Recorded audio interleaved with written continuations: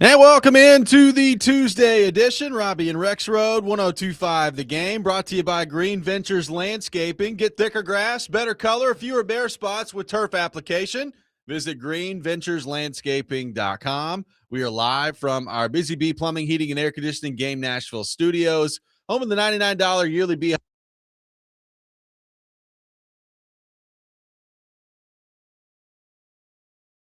on this Tuesday morning. Joe, good morning. How are you? Doing okay. Had a few people ripping off some fireworks last night, so Really? yeah. On July 27th. On July 27th. But other than the fact that homicide is, in my mind as a possibility, doing okay. Well, that's good. Long fuse. I wonder what they were celebrating. I don't know, man. Is it still America, or were they celebrating like somebody's birthday? Who knows? Yeah, that's a good question. I would argue that they should not do that, but they did. So good to know. Yep, 9:00. Oh, poor little Gus, just better. Trembling. 9:00. Yeah. Ian, how we doing? What's going on? Did you shoot off any fireworks yesterday? Good morning. No fireworks in my neck of the woods that I heard. Perhaps a Lombardi hater. Michael Lombardi Maybe hater so. in your neighborhood. There we go. Or a UNC fan is excited. Celebratory. I was listening to our friend of the show, Bruce Feldman, on your podcast there, and man, I wonder what has Lombardi done for Belichick in his past that has propped him up this high, considering everybody else has such a negative opinion. Seems to really not like him. Seems to really not appreciate has he him. hidden a dead body? Has he made like one person? Was he the decision maker to draft Brady? Like, what was the one thing that put him over the top? He the one that told Belichick, "Hey, man, you're actually way better than Tom Brady is. Don't listen to what everybody else says." Yeah, just a yes man, or maybe he's kind of like his Luca Brasi, Yeah, maybe. I don't know. I mean, it's a good question. It's a very good question. A lot of stuff going on. Yeah, out there. I mean, let's count them, Joe. So you had all the Michael Lombardi stuff, which we're going to get into here in just a few minutes. You had the crazy Eric Bieniemy situation with his wife and son allegedly shooting his wife, and that happened yesterday. And I think she's okay. She's fine, but my gosh, good grief. So you had that going on. You had the situation in Alabama where their NIL content director was arrested for alleged human trafficking going on. My former coworker. Yeah. And then you have what was the other one? The Commander's tight end story. So the Ben Steele, they got fired for he was arrested about a month ago for driving while intoxicated. And then 2 days before camp begins, the Commanders fired their tight ends coach yesterday. So, which by the way, typically, those things have happened and a firing hasn't happened. So that was a little strange. And then you have the Kyle Shanahan thing. There's also that, by the way. So there's no shortage of storylines going on this morning as we enter in the show, which has not been the case over the course of the last 3 weeks.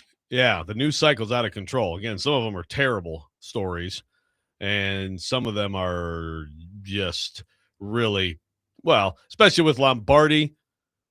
As stuff is going to trickle out. Some has already, but there's more to come. And then the Shanahan thing also. And we've got that. We can get into that a little bit later too. But that whole thing is very strange. Very Shanahan. And also sounds like it was really, really bad and really close to a severe situation. Yeah, he apparently almost lost an eye. Yeah. So and when you have a wreck like it sounds like this was, you're close to like a real problem. Yeah, absolutely. So a lot of stuff going on out there. We got a lot going on the program today. Gentry Estes from the Tennessean will be with us at 7:00. Brendan Marks from the Athletic at 8:00. We will get into the North Carolina stuff with him a little bit later in the show as well. So looking forward to that. The Rex Rant with Joe Rexrode coming up at 7:45 on the program here today. Taking your thoughts in the meantime at 615-737-1025. So, Joe, we'll get a little bit more into the Michael Lombardi stuff here in just a few minutes. I want to circle back to the Bieniemy thing. So we got off the air yesterday, and I think it was like legitimately as we got off the air, the news started to trickle out that Eric Bieniemy, who is the offensive coordinator of the Kansas City Chiefs, obviously, his wife was allegedly shot at their home in, I believe, Virginia yesterday. And at the time, we didn't know really any details around it. And the reporting has come out since that Eric Bieniemy's wife, Mia, was allegedly shot by their son on Sunday night at the family's home. According to reporting, like, I guess Eric Bieniemy wasn't there and was at the facility in Kansas City with training camp going on. But that was the reporting. Andy Reid addressed the media yesterday, said, quote, Mia's stable, which is a plus. We all love EB. Hate to see those things happen.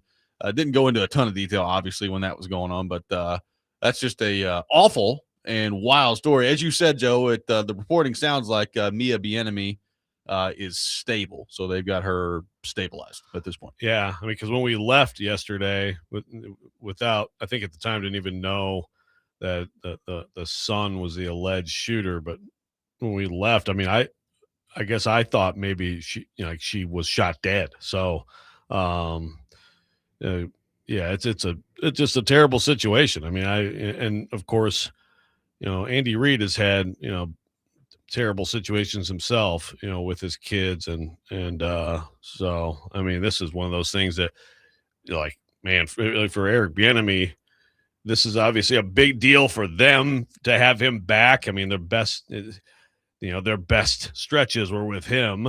That doesn't mean that he was the primary reason, but I mean, he's been a big part of their success over the years, bounced around some. And man, you got to think that, well, on the football side of things, that he might be out for a while. I mean, this is obviously something you have to deal with. Yeah, and then I mentioned the Alabama story. So Robert Aaron Suttles arrested in a human trafficking operation in Shelby County, Alabama, and he was arrested for solicitation of prostitution during a human trafficking operation.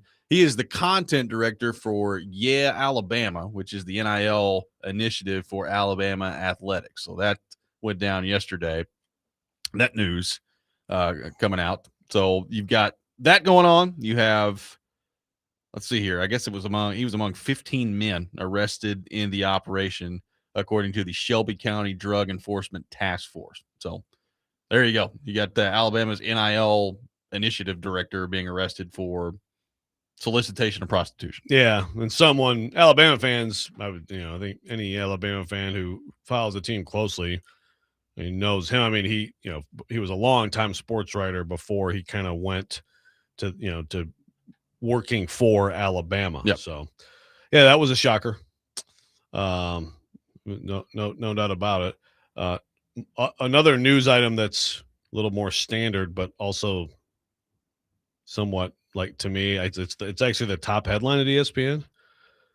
The Vikings are getting Jamal Adams. Yeah. There's that too. Like, stunned. Well, it's just like, have people not paid attention? First of all, it's incredible that he's 30.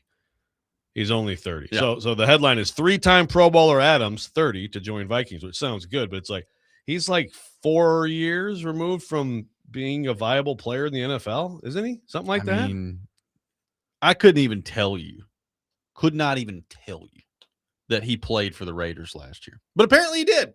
Played for the Raiders last year and played in all 17 games for the Raiders last year. He didn't do much, but he did play for the Raiders last year. I honestly didn't even know that. I mean, he was actually kind of the reason that, like, that was a big part of the whole Jeff Simmons social media, mad at everybody, mad at media, mad at fans, because people were just like, huh? Okay, whatever. And it was, it's like, I don't think this is a big deal. You think it is. I mean, the guy couldn't get on the field for the Tennessee Titans. He could not. A bad Tennessee Titans team. In the last 2 seasons, he has played 3 games for the Titans. He played 2 games for the Detroit Lions. And last year he played 17 games for Vegas. Had 1 sack. He had 30 solo tackles. So there you go. All right. So congratulations to Jamal Adams, newest member of the Minnesota Vikings. The fact that he's still hanging around the league is truly, truly amazing. It really is. It really is. We're off and running on Robby and Rexrode today. We'll take your thoughts, your questions at 615-737-1025. We'll dive a little deeper into the Michael Lombardi situation that's unfolding at the University of North Carolina. Again, Gentry Estes from the Tennessean coming up at 7 o'clock. Brendan Marks from the Athletic at 8 o'clock on the show here today. Robby and Rexrode, 1025 The Game.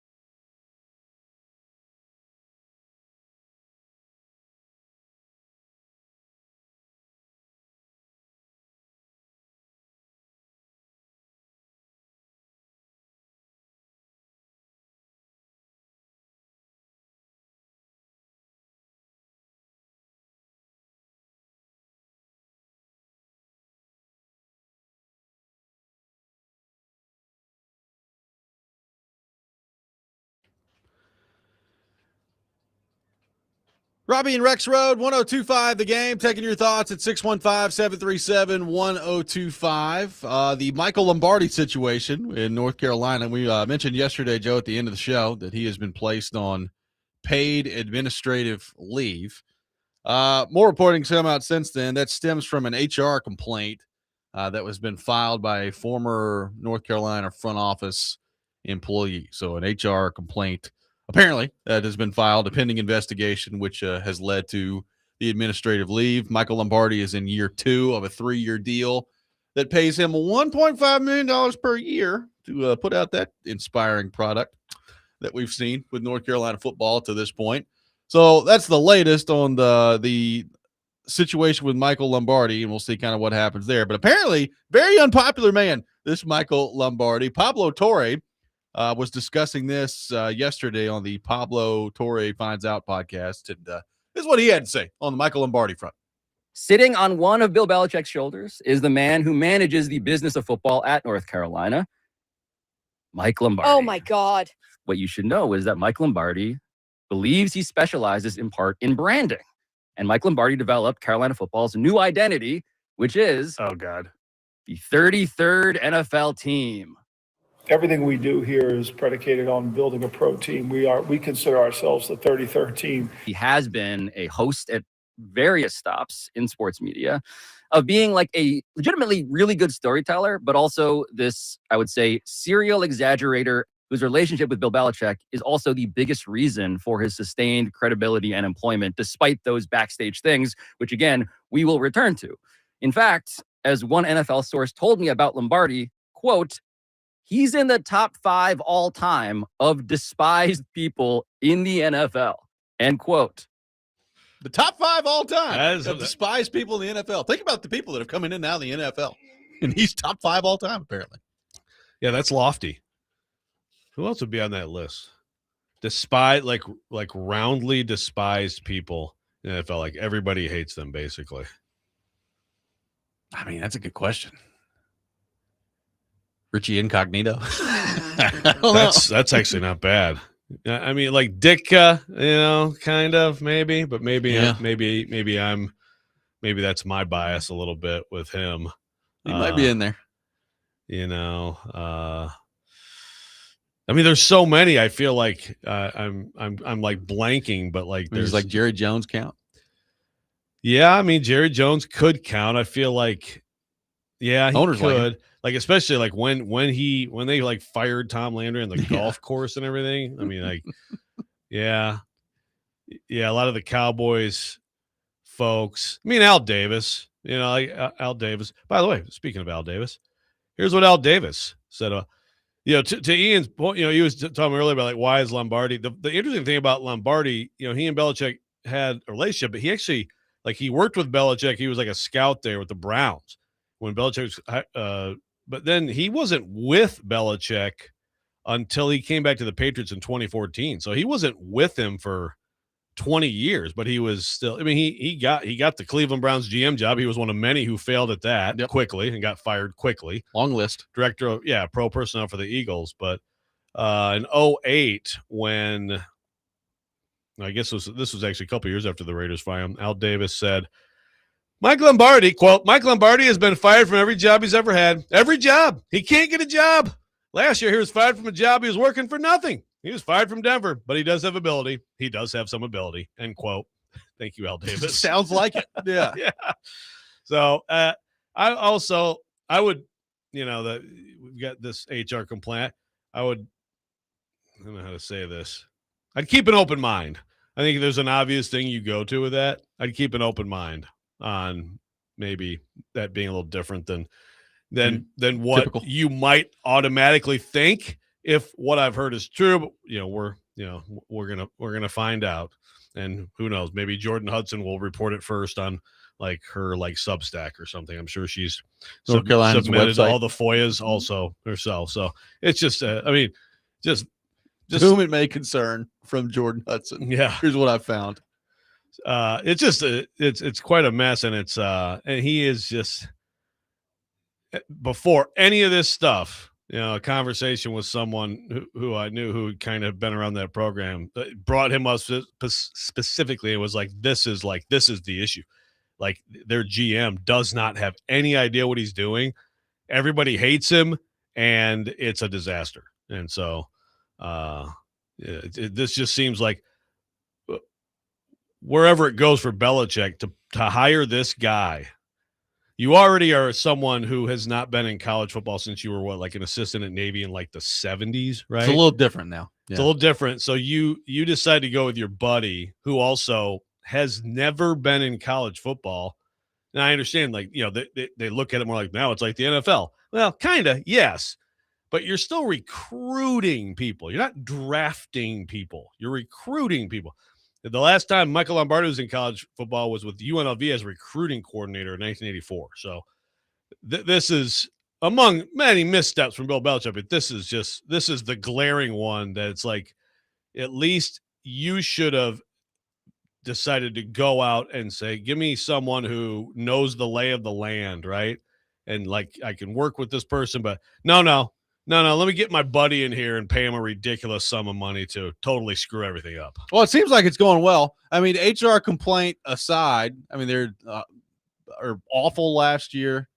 The expectation is they're going to be bad again this year. I mean, everybody that I've seen discuss North Carolina football, even before all this stuff, is like, yeah, they got a chance to be pretty bad this year. And you're talking about, George on the YouTube chat saying, I don't know that I see North Carolina being the 33rd NFL team.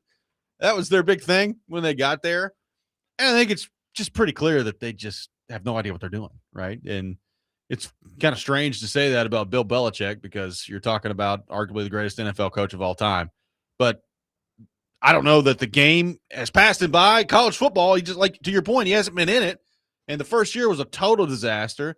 And it just feels like, and I guess I could be wrong, but it feels like that they're going to be bad again this year. You've got this Michael Lombardi stuff going on, and that Belichick is going to be ousted after 2 years in North Carolina. Maybe he may not even make it through the second year. That's what it feels like to me. Yeah, and I have not seen, George talking about the buyout number. I have not seen that. I mean, It's got to be huge, enormous. So I'm going to see if I can figure that out. Yeah, again, we'll have Brendan Marks on later, but that it seems crazy, but I don't know how you can, if it's as bad as it's supposed to be, then maybe they'll surprise and they'll win 8 games and there'll be a little bit of momentum. That might actually be the worst thing for them because I still don't, I don't see it going to where they thought it was going to go when they hired him.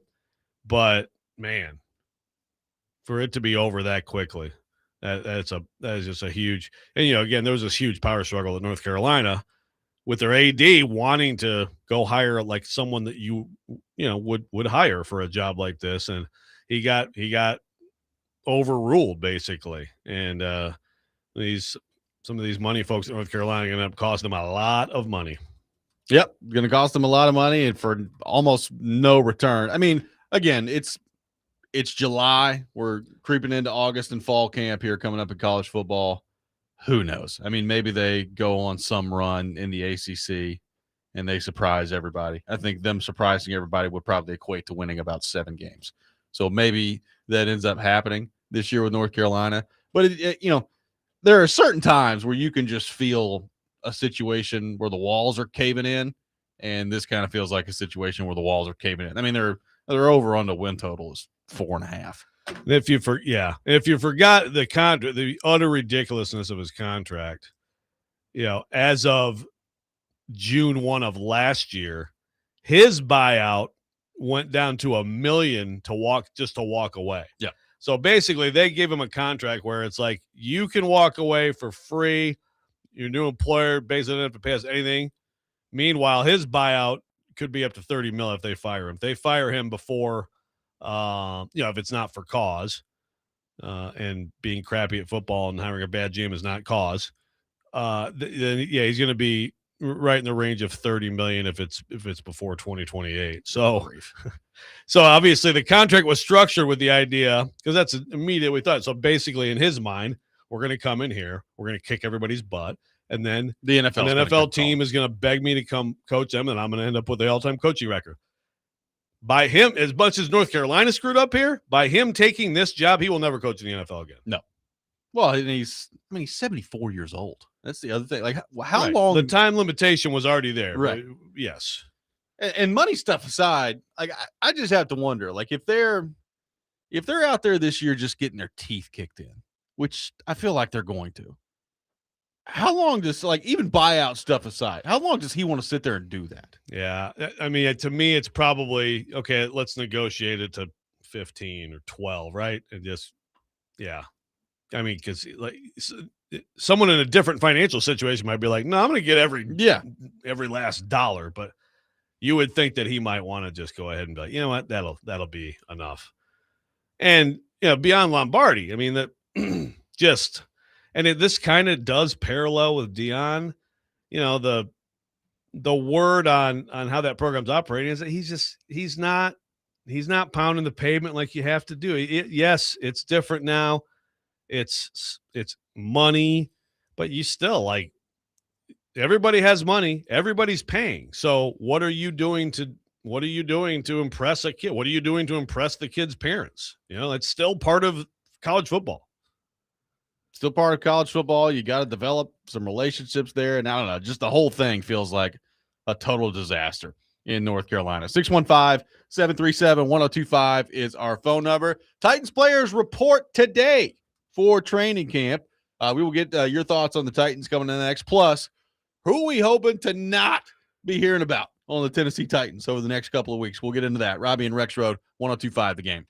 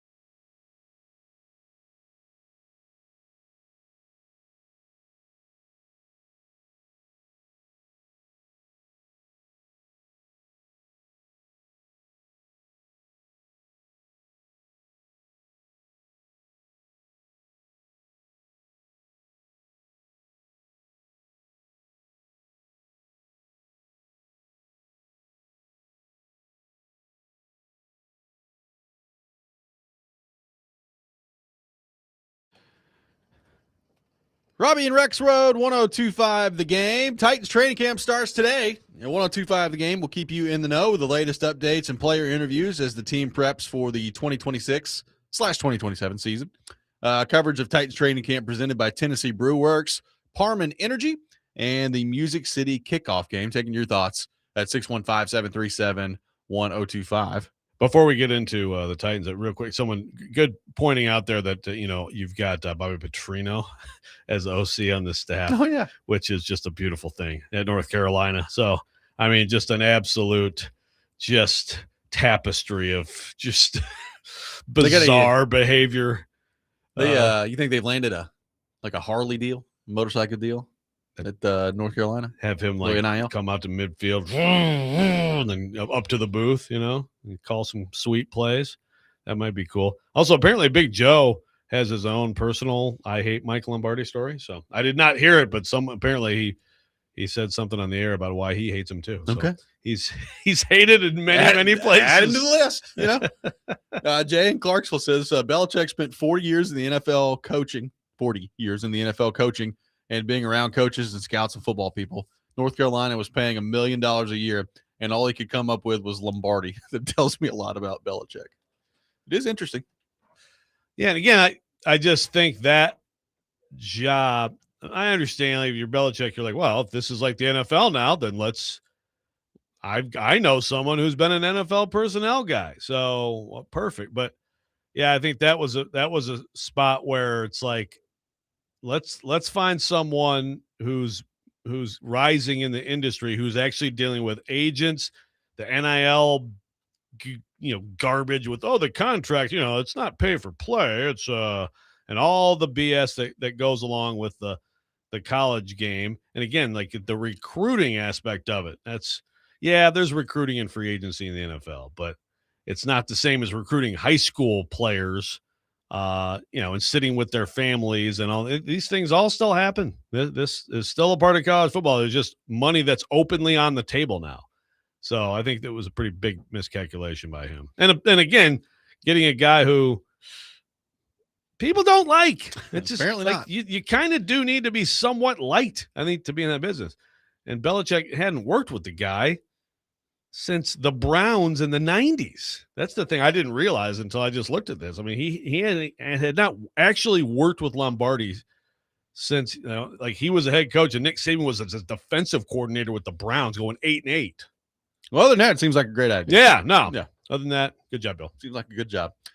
Training camp starting today. Players report today for the Tennessee Titans. And so we officially have made it to football season. Joe Rexrode, congratulations, number one, on that front. Yeah. So we talked yesterday about, the top non-Cam Ward storylines heading into camp. And we're going to flip it around a little bit today. Who are we basically hoping to not hear anything about over the next couple of weeks? And to me, that would be good news if we don't hear anything about these players over the next couple of weeks. Joe, if you're a couple of players maybe that stand out on that front, who would those be? Well, I hate to be a total hater here, but we really don't need to hear about Xavier Restrepo, right? I mean, apparently Speak for yourself. Yeah. Apparently he is run a 40 time. Yes, 4.45. I heard that he's got his 40 time up. He's got his 40 time up. Again, we've talked about this receiving corps. Pretty exciting. You bring in Carnell Tate. You bring in Wan'Dale Robinson. You have Calvin Ridley. You have Bryce Oliver, too. You drafted last year Jim DK, Alec Manor. Okay, so there's 6. Heard some pretty good things about KJ Osborne, too, right? Yep. How big is the receiver room? I mean, it's not going to be bigger than 6.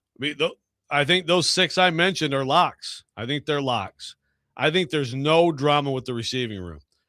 Yes, Restrepo will be out there catching passes. Yes, Mason Kinsey will be out there catching passes. Restrepo's going to light it up in the preseason, man. Yeah, I'm sure he will. But he's either on this practice squad or he's on somebody else's roster. Or they leave him exposed and someone decides. And if that's the case for him, good for him. Good for him. Yeah. The Titans, they lack depth at a lot of places. They don't really lack depth at receiver right now. So it's just it's pointless. Yes, I know he played with Cam and they're friends, and that's great, and they can still be friends. But he's just going to be in camp, and then he's going to be a complete non-entity. Now, granted, people could get hurt and all that, but there'd have to be a slew of injuries for him to be any kind of a factor. And I know he's going to make some sweet plays, and that's great, and I just don't care. I'm sorry. I'll be the hater. I mean, right out of the gate, just a hater from Rexrode this morning. Camp opens today, and we're immediately hating on Restrepo. Who else we got? Well, we talked about last week. I mean, he's an important part of the team, but I'm going to reiterate, like the Tyjae Spears, like he's out there, and we'll see this. He's going to get an opportunity this season to show that he can be something other than just a dude out there who really doesn't produce at a high level. Yeah. He's going to make some plays in camp. That's great. I just don't really want to hear a ton about it. You also don't want to hear about these tackles getting beat. Well, that was going to be one of my answers. We're going to hear about Latham, so that part is what it is. Like, we'll see what it looks like on the injury front. I don't want to hear a whole lot in camp about Dan Moore, because we hear a lot in camp about Dan Moore, Joe. That's probably not good. I mean, it's probably just means, it's Dan Moore just getting absolutely torched by Keldrick Falk out there, which, hey, maybe that's good news for the Titans in the long run. Who knows? But I don't want to hear a ton about Dan Moore in training camp. That would be worrisome. And I'm not saying it would be bad, okay? But I can already it's already, to me, been way overstated of what could happen here. And I think people need to be more realistic. Just take it easy on Pat Coogan, okay? Yeah. He went where he went for a reason. Sometimes you have college players who have a certain profile for whatever reason. If you're the MVP of the Rose Bowl on an undefeated national championship team, I mean, that you're known way more than your average 7th round center. Yes. But he's a 7th round center. So, look, now if he's out there and he gets reps that are not against 2s and 3s, and he does something, that's great. Of course, you want someone like that to work out. But I feel like people are already overestimating what they're going to get with him. Yep. And you want to pump the brakes on that one a little bit. Liam on the text line pointing out what I think could be a good point for you. Your Restrepo hate sounding like lingering resentment over not being able to cover Nick Westbrook-Akine anymore around. Where's he, by the way? I think he's in Indianapolis, is he not? He's back. He's home. He's I'll home. have to look that up. I'm not sure. I think that's right. Yeah, we miss you. Don't act like you don't know. Wait, what street does he live on again? What apartment number? Yeah, he is in Indianapolis. Good Probably, luck. Good luck to NWI. Filing a restraining order as we speak. Exactly. Against Rexrode. Maybe the greatest show appearance we've had. Yeah, we should play that one again. Maybe we should see if we can get him on the show. Get him on the program. Yeah, I'm sure he'd be very willing to do that. Who am I going on with? Oh, those creepy guys? Oh, yeah. Rexrode? No. No.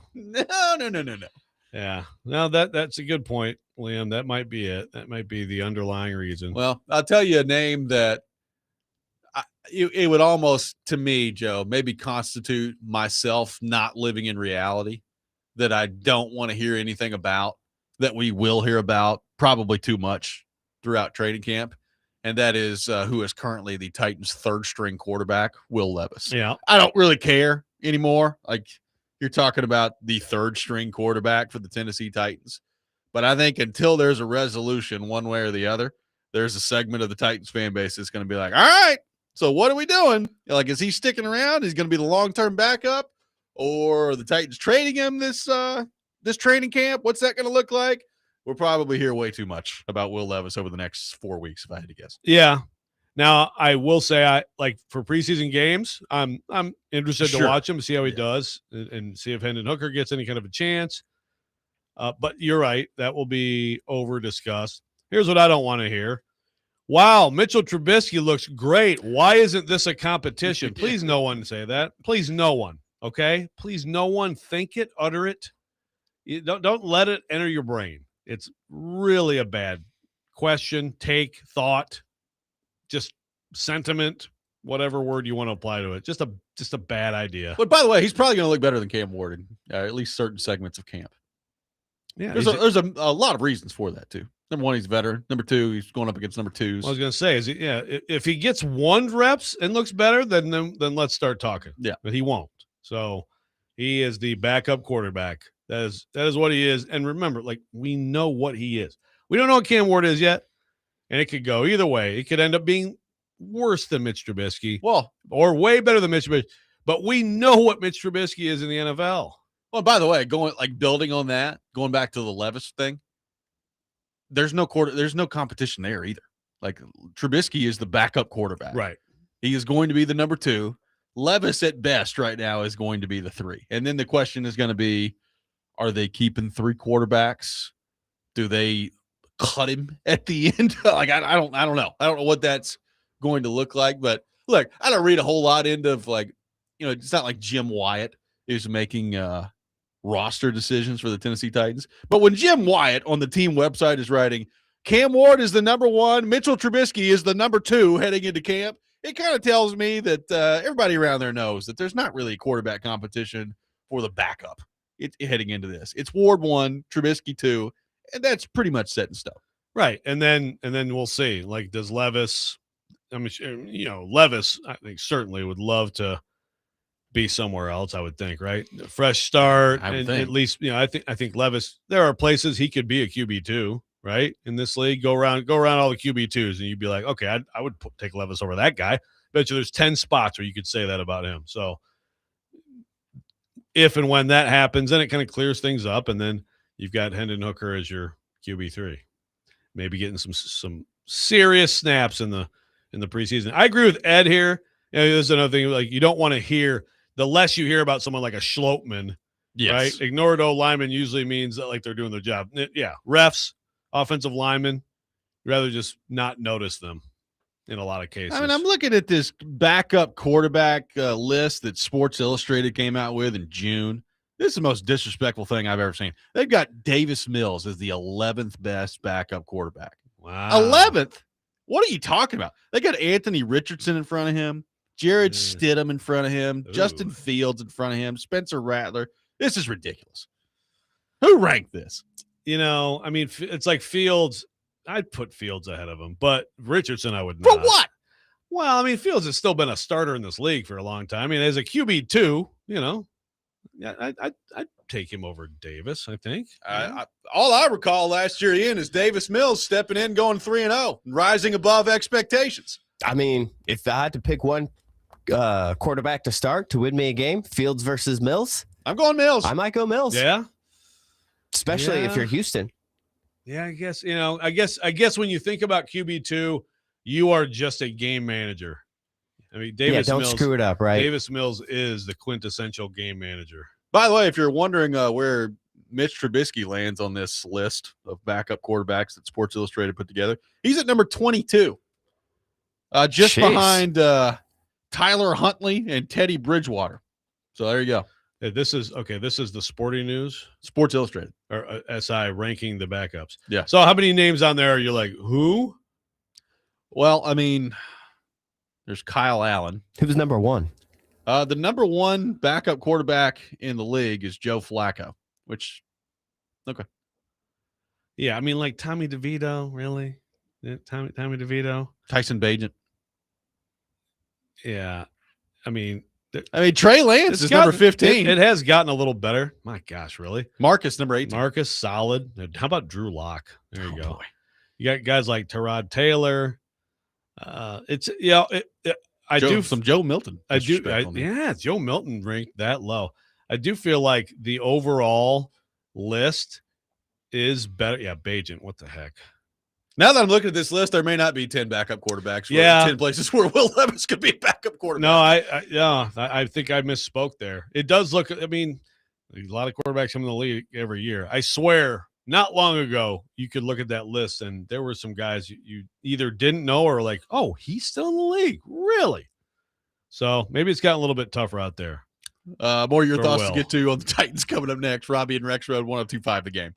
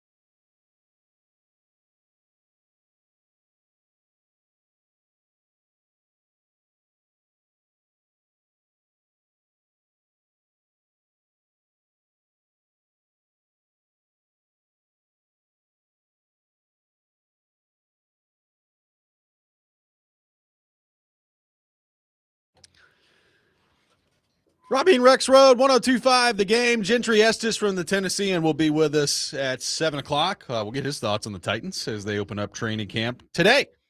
Taking your thoughts at 615-737-1025. See, from Franklin had that one I thought of too. The special teams coach, good coach, but it's okay. Good. They've you don't want to do a weekly or a daily segment on Bones Fossil?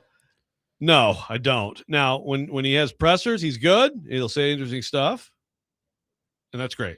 So, coach special teams. And by the way, that brings me to another great headline that we discussed yesterday. We haven't said on the show.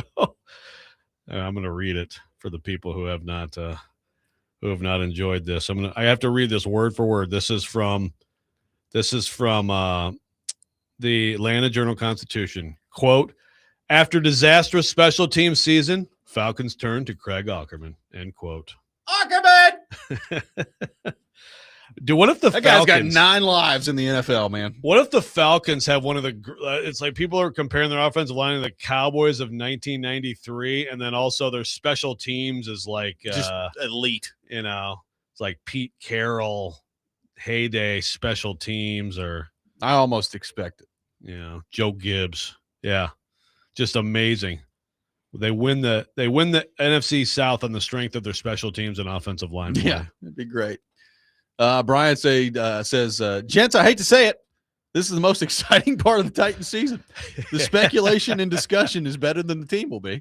Question: relegation in the NFL, could it ever work? An upper and lower division of pro football teams, financial incentives to stay in the upper division. Thoughts? I love the relegation thing that they do in European soccer. I think it's great. There has been talk. I think it might actually work better like in college football. You just with so many teams and like so much movement with the leagues and different level, even within the Power Four, right? There's a hierarchy.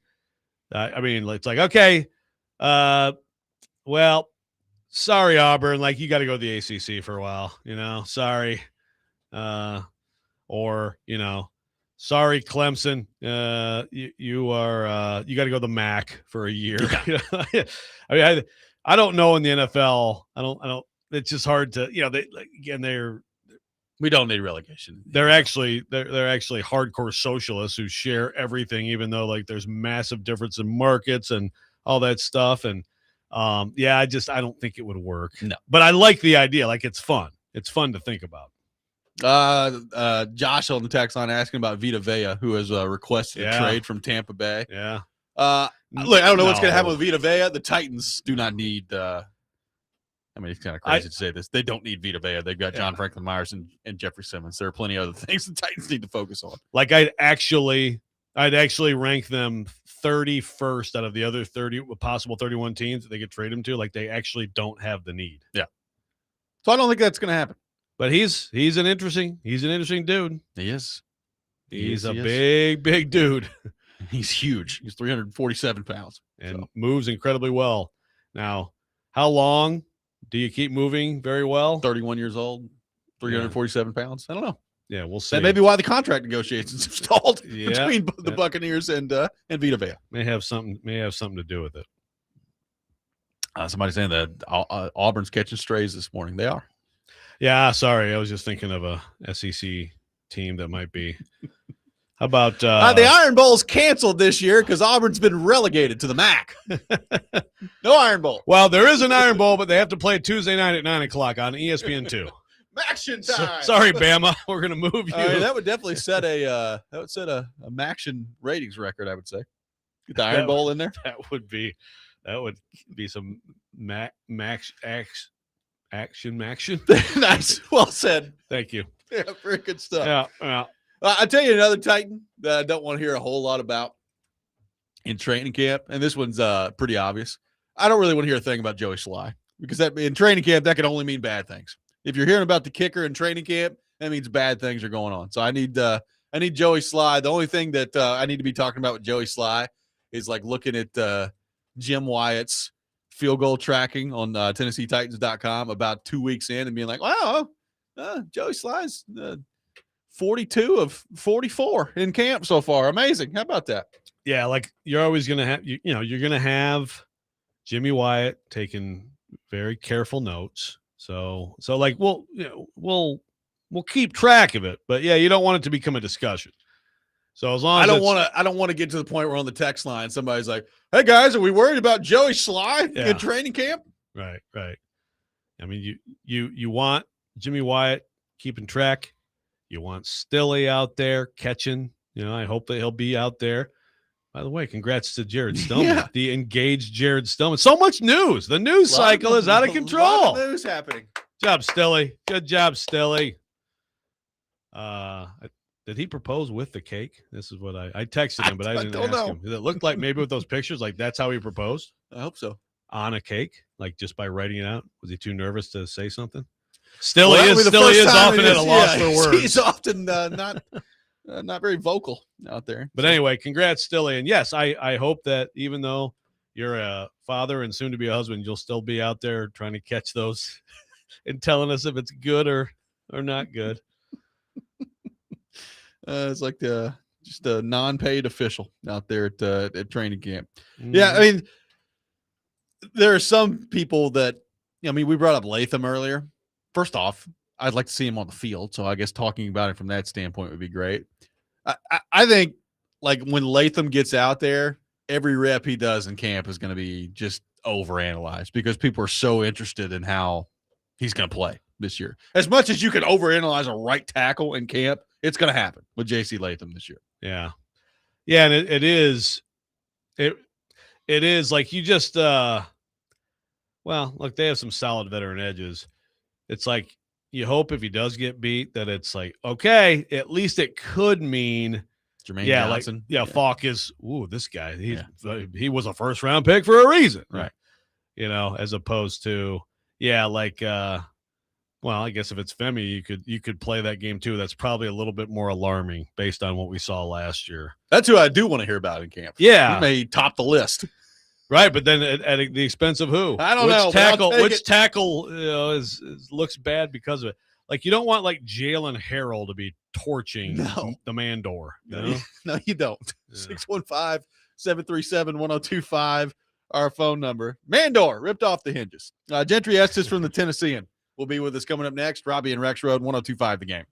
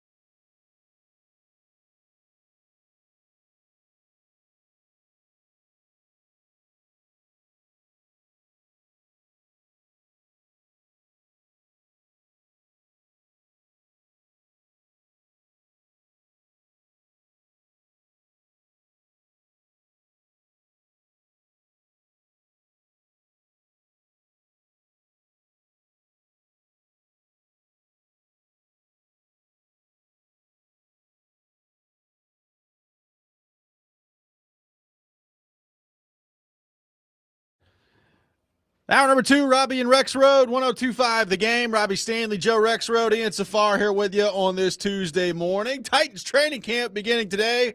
Rexrode's just come in studio with 32 ounces of coffee. And to help us talk about all that, we head to our phone line, driven by WilsonCountyHyundai.com. And welcome in our friend Gentry Estes to the program from the Tennessean. Gentry, good morning. How are you? I'm doing well. Good morning, guys. Who's ready for some Titans football? Yeah, baby. Woo! Get going. All right. Nice. Feels like a threat, doesn't it? It kind of does. Nice 100-degree day today. So I guess I'm glad that they're not going to be out on the field today because that would suck. You watch your mouth or you're going to watch some Titans football. That's right. That's right. So Gentry, let's move Cam Ward to the side just for a second, outside of the quarterback. And you know what? Even for the sake of this conversation, outside of Carnell Tate. So those two move to the side. What intrigues you the most heading into Titans training camp as we open things up today? To me, it's on the defensive side of the ball. We've heard all summer from Saleh and the D-line coach about how it's so strenuous and how they want to play in the front seven or in the D-line that guys can't play a certain number of plays. That was a big talking point with Jeffrey Simmons. So, all right, let's see it. I want to see what that looks like as a team gets ready for a season. And I want to see how different that is from what the Titans have done historically on defense, because we've heard a lot about that. And I'll be honest, during OTAs and minicamp, the D linemen didn't do much. Really none of the linemen did a whole lot. You're out there without pads. It's understandable, but when the pads come on in training camp, I want to see a team that's a defense that's ready to get after it. Because quite honestly, I feel like that's what we've been promised. Who's got the most on the line right here? Not just camp, the season, but just if you could pick up non-cam, everything's non-cam player who this is just a crucial season for this person. Crucial season. I mean, in terms of trying to stay in the league, you'd say someone like Tajay Spears or, maybe some of the guys defensively who are a few years in, like a Cedric Gray, who I think could take another step. But I mean, look, if you're on the Titans right now, it should be crucial for everybody. If you're not tired of being 3-14 and you've been around this team the last couple of years, then there's something wrong. There should be as fired up a football team in terms of the returning guys as any team right now, just because of what they've been through. And we'll see that play out. But I think you saw that when you hire Robert Saleh and there's a lot of players in the back of the room. You just gotta sense then that this was a team above any that's ready to really buy into a new coach and listen and adopt a new way of doing things because they've had so much failure. Well, like you mentioned Saleh too, and we're not going to find out the answer to this in training camp, but look, the Titans did a coaching search. There are a number of different ways they could have gone. You've got a second-year quarterback that you're invested everything you've got into him, and you're talking about a coaching tenure that did not go well with the New York Jets. And I'm looking at the roster that he's got, and they're not, the 85 Bears by any stretch of the imagination, but they did add some skill positions this offseason. They do have, a lot of new players that are coming in. And I feel like if Saleh is the guy that they hope that he is, as much as we want to talk about Cam and Carnell Tate and all these other guys about how this season is going to come down to those guys, and ultimately it does, they're the players. Like, this is why you hire a coach, right? Like, he needs to elevate this team. And I'm really interested to see whether or not he could do that. Like, I feel like everybody's just said, all right, Robert Saleh. All right, here we go. He's a great coach. Well, let's find out how good of a coach Robert Saleh is heading into this year. I mean, who on this team, guys, doesn't have something to prove? I mean, really, and that starts with the coaching staff, Saleh and Brian Dable, chief among them.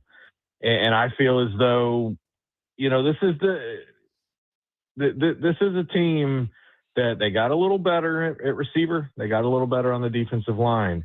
But if this team is really going to make big strides this year, how about just one time somebody gets out there and overachieves? Yeah. How about one time you hit on a 5th or 6th round pick who actually turns out to be pretty good? or, you bring in a guy who nobody's really talking about who actually makes a real difference for you. It just feels like for years now, it's gone the other way, where the Titans have brought in someone and they've underachieved. And just once, you'd like to see a coaching staff that's able to bring that out in players where they actually do more than expected, because that's what's going to be required. On paper, this is still not a very good team. Yeah, no, for sure. I mean, obviously the mid round receivers last year were, I mean, those were nice. Those were nice additions, but to your point, it's been a lot way more underachieving than overachieving, or even just achieving, I guess. Gentry at running back. I think our program would be the primary Ty J. Spears hater program in Nashville. I mean, it's mostly Robby, but I mean, I do think sometimes he gets overstated a little bit in terms of, like you brought him up at the beginning, as a guy who has a lot to prove. I just feel like has been excitement about him that hasn't really been warranted in what I've seen on the field. But obviously, he's an important story this year. Pollard is solid. What about Singleton? Do you think that this could be someone who gets in there and steals carries from somebody?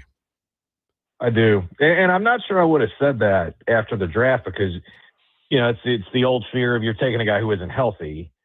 But I will say Singleton was out there this summer doing a little more than I would have expected. And, I think that's an encouraging guy. You're talking about a guy who, and Joe, correct me if I'm wrong, in a Big Ten way, but he was a pretty highly regarded recruit, correct? Huge. Oh, yeah. 5-star. Yeah. And I don't know what happened at Penn State where he ends up losing carries and kind of losing the job, but I think there's a lot of ability there. And when you see a guy like that who was highly regarded coming out of high school, especially at skill positions, it tends to translate a little better, I think, when you get to the league. So I think he's a guy who certainly got an opportunity. As for Spears, for years now, he's been your definition of a really good practice player who hasn't been able to carry it over in the Sundays as well as they would have liked. And I don't really know why that is, because he does look very dangerous with the football in his hands. He has for years. And, I remember his first rookie minicamp practice, to see him out there. It's like, okay, this guy, they might have something here. And it hasn't translated on Sundays the way you would like. And, at running back, it's not hard to find a replacement when you got a guy who isn't really making much of a difference. All right, I want to ask you about two veteran players for the Titans, one of which finds himself on PUP right now, and we'll see what that looks like. But what do you think at this stage of their careers, Amani Hooker and Calvin Ridley have left in the tank? It was not a good year for Hooker last year, and some of that may just be how awful the rest of the defense was around him. But I think it's a big year for him. Ridley, we know, dealing with the injury last year, he's getting up there in terms of experience and years in his career. This is probably going to be his last year with the Titans. What do you think those two have left in the tank at this stage of their career? Yeah, with Ridley, it's can he stay healthy? I do feel like there's pretty high upside with him. This is a much better setup for him, I think, coming into this season than previous ones with the Titans, just because he's not the number one guy anymore. And when it comes, he's not going to be the guy the defenses are going to gear up to try to stop. And you put him in a situation where he's the number two, or even a third option out there, I feel like he could be pretty dangerous. I like the idea of bringing Ridley back. I think he could really help them.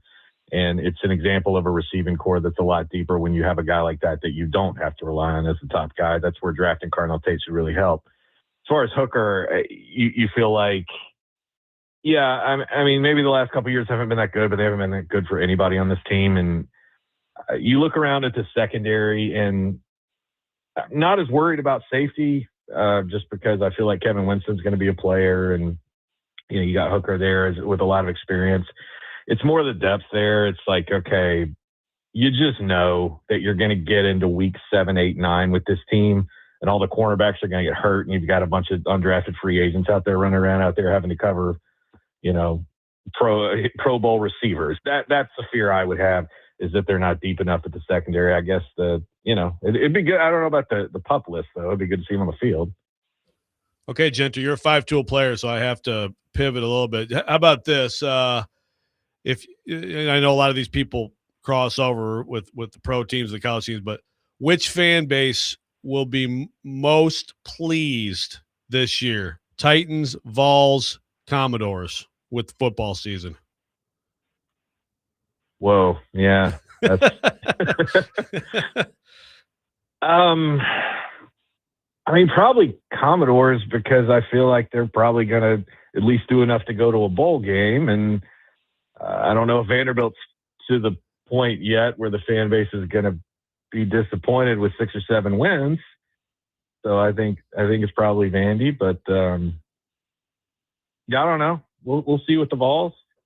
Pretty important decision at quarterback they have coming up. So what are y'all's thoughts on that? Who do you think should be the Vols quarterback, Robbie? I think it's going to be Faison Brandon. I think people have like dismissed McIntyre. Maybe like, too much yeah. dismissal of McIntyre, but I do think at the end of I think when the decision gets made, it's going to be Brandon. I think there's higher upside. 3 years of Brandon versus Curtis in that rivalry. Could be. That could be fun, maybe. Although, Gentry, Right. it is hard to imagine, like, when we had the 3-year discussion, like it's Yeah. hard for me to get beyond 1 year with any of these quarterbacks anymore. There is that.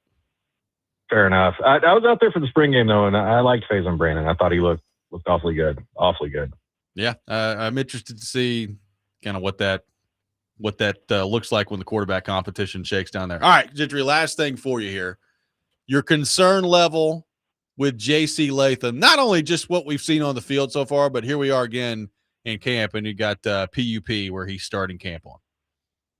Yeah, I mean, we mentioned before, he wasn't at minicamp, the mandatory minicamp, so he had something going on. That's not a good thing, clearly.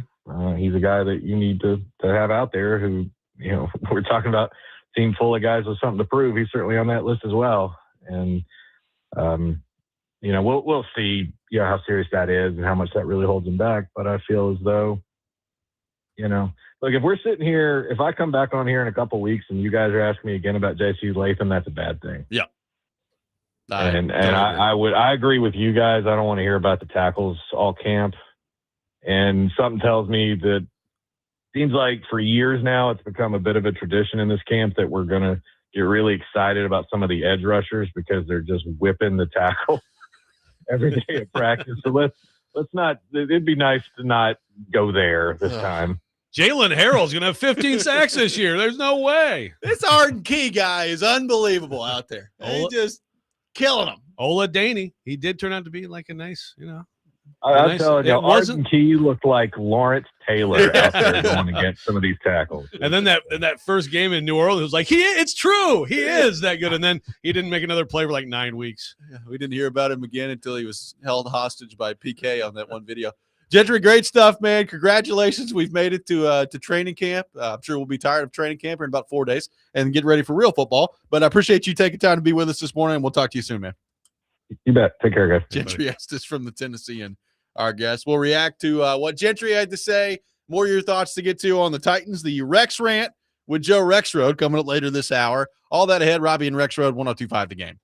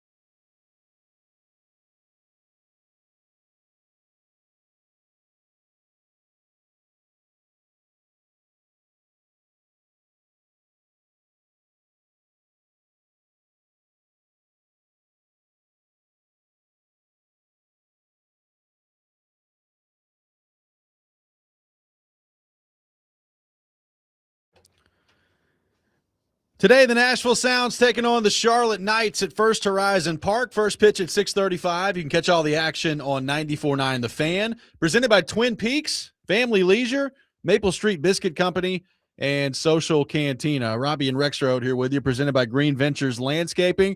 For homes and businesses that want to stand out, not blend in, visit greenventureslandscaping.com. Appreciate Gentry Estes for being with us in the last segment.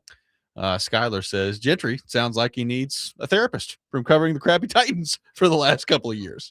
I love that. Sounds like a threat. Ladies and gentlemen, Titans football is back. It can, think of the media people. Think of the media people. It can get hard. It's gonna be hot covering these. Not that you're doing anything today, but it's gonna be hot. Yeah.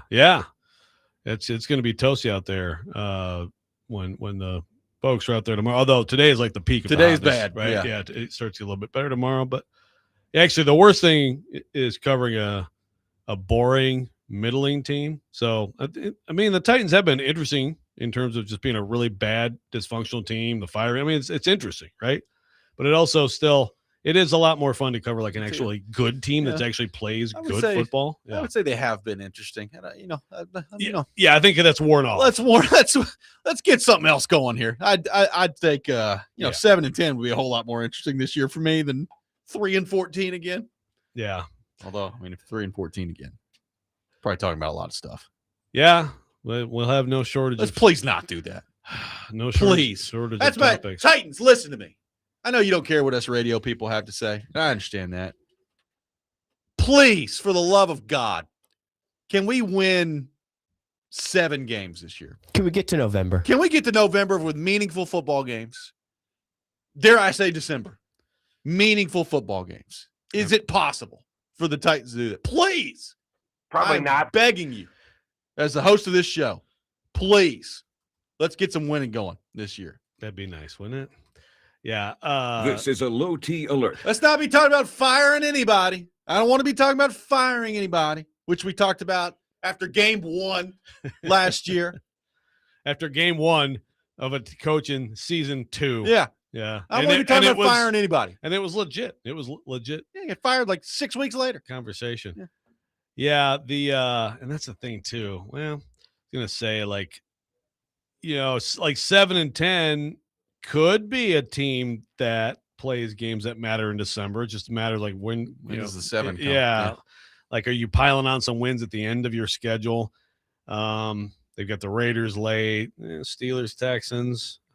They've got some winnable games in here. They get to play the Browns, they get to play the Giants, get to play the Jets right away from the start. So, like, to me, if you have 5 wins entering December, that's actually with 6 games left. So if you have 5 wins entering December, you're right there, man. You're in it. And if you even have 4 wins starting, no, 5. Let's get to 5. 5 would be good, but I'm just saying, like, you could have 4 wins going into the December 6th game against the Commanders, and you still would be on that little screen, like, in the hunt. Yeah. That would be a change. I know it probably doesn't sound all that exciting to people. It does. It sounds very exciting. Let's go. That would be a change. I thought of another thing that I don't want to hear. And we will, but let's try to just keep it down, even like in the questioning and stuff. I understand like, things out of me could go here, but this coaching staff does this really smart, awesome stuff because the last coaching staff didn't. Yeah. Right. Like, again, Arden Key. These guys actually try to solve problems. These guys before, like, we didn't even discuss things. We never made corrections. Really? Breville didn't watch film. Is that right? Yeah. Yeah. I mean, think about that. Like, we, not long ago, entered training camps where it was like, how much better is this Brian Callahan staff than the Vrabel ragtag bunch that was here, right? Yeah, great stuff. So I think anybody should be able to objectively agree that this coaching staff is an upgrade overall on paper from the last one. There's some proven success in the league. So is Centennial High School staff, but yes. Yeah. Sorry, I promise. But I'm gonna again, stop at some point. that staff, Callahan, look, he's so great at the podium, and oh my God, his dad's the greatest offensive line. I mean, we're always looking for reasons why the current group is so good and why the past group was so bad and why this is going to be so much better. Let's just try to keep that down a little bit. It gets very tiresome. By the way, Arden Key's on the Colts this year too. His AFC South tour continues. So you got Arden Key and NWI up there. He's gonna have a 4-sack game against the Titans, isn't he?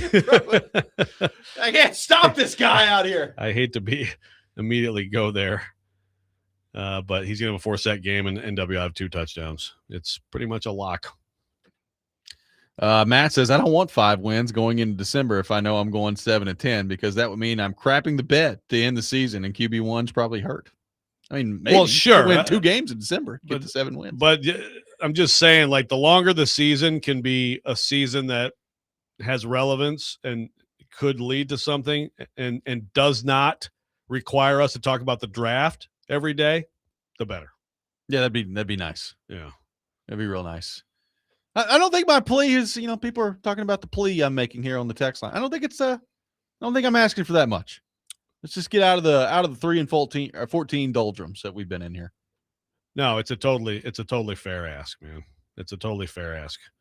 But we'll see.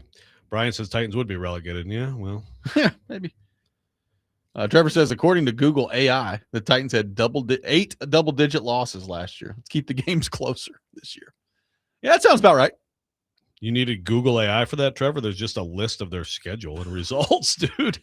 We're using Google AI for, like, basic tasks now. Math. Yeah.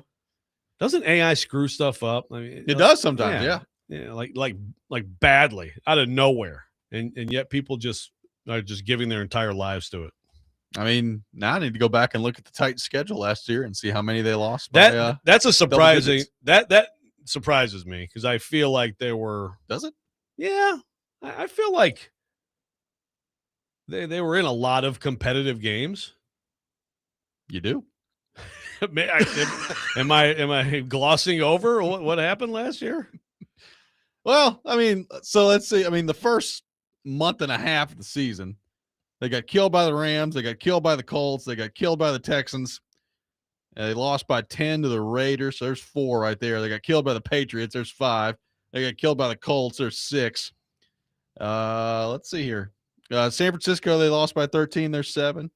And they got beat 41-7 by Jacksonville. There's 8. Yeah, there you go. So their close games were at Denver, the glorious win at Arizona. Chargers was a touchdown game. Houston was a field goal game. Big dub at Cleveland. Beat Kansas City 26-9. I actually blanked that one out too. Lost by 8 to New Orleans. So yeah, I mean it was a mixed bag, but yeah, more ugly ones I guess than I remember. The Colt, yeah, that run of when basically it's like, okay, Callahan, that run of Rams, Colts, Texans when they lose by a combined like 60 points of those 3 teams. They did get the Arizona win, but that was like even at that point it was like, oh great, so you're prolonging Brian Callahan's stay, right? It was the most ridiculous win in the history of the National Football League. There's also that. Yeah. I mean, it is kind of amazing when you think about their 3 wins last year. So they beat Arizona in just like the most ridiculous stuff of all time happening in that game.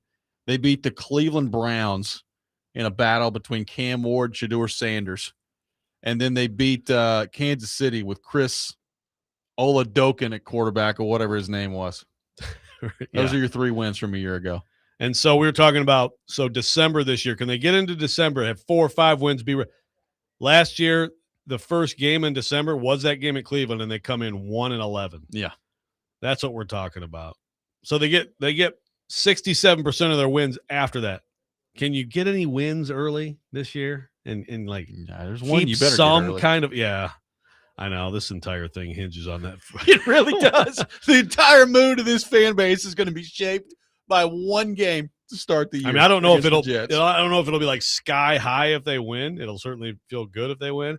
but I know that if they lose, It'll be a disaster. they're gonna, like hockey season. 615-737-1025. More on the Titans coming up next. Robby and Rexrode, 1025 The Game.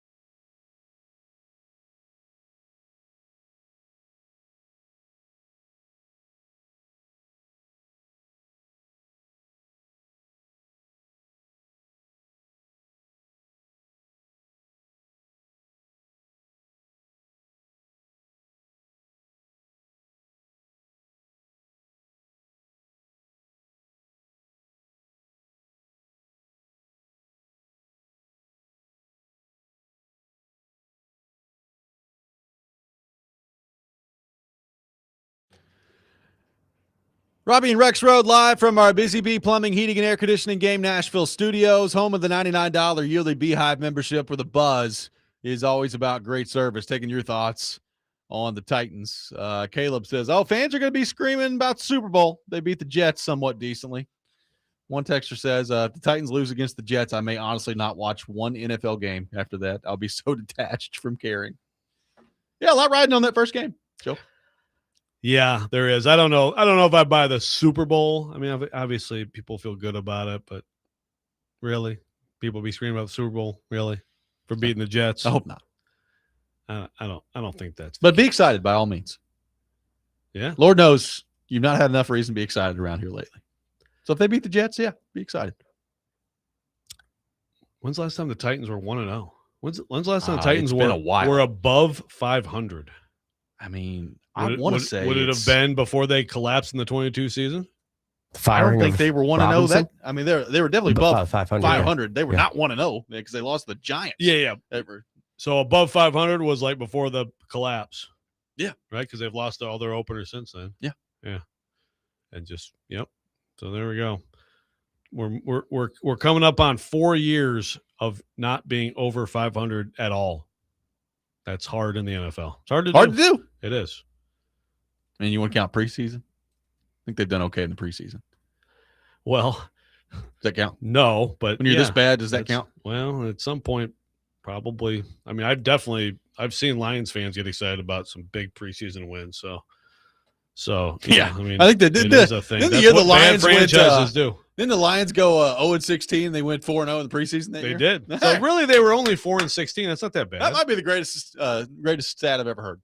Yeah, 4-0 in the preseason, 0-16 in the regular season. I mean, if that doesn't tell you what preseason football is, I don't know what else does, right? It sure does. Let's head back to our phone line. Welcome in Mark in Nashville to the program. Mark, good morning. Thank you for calling in. Yeah, good morning, Robert. Good morning, Joe.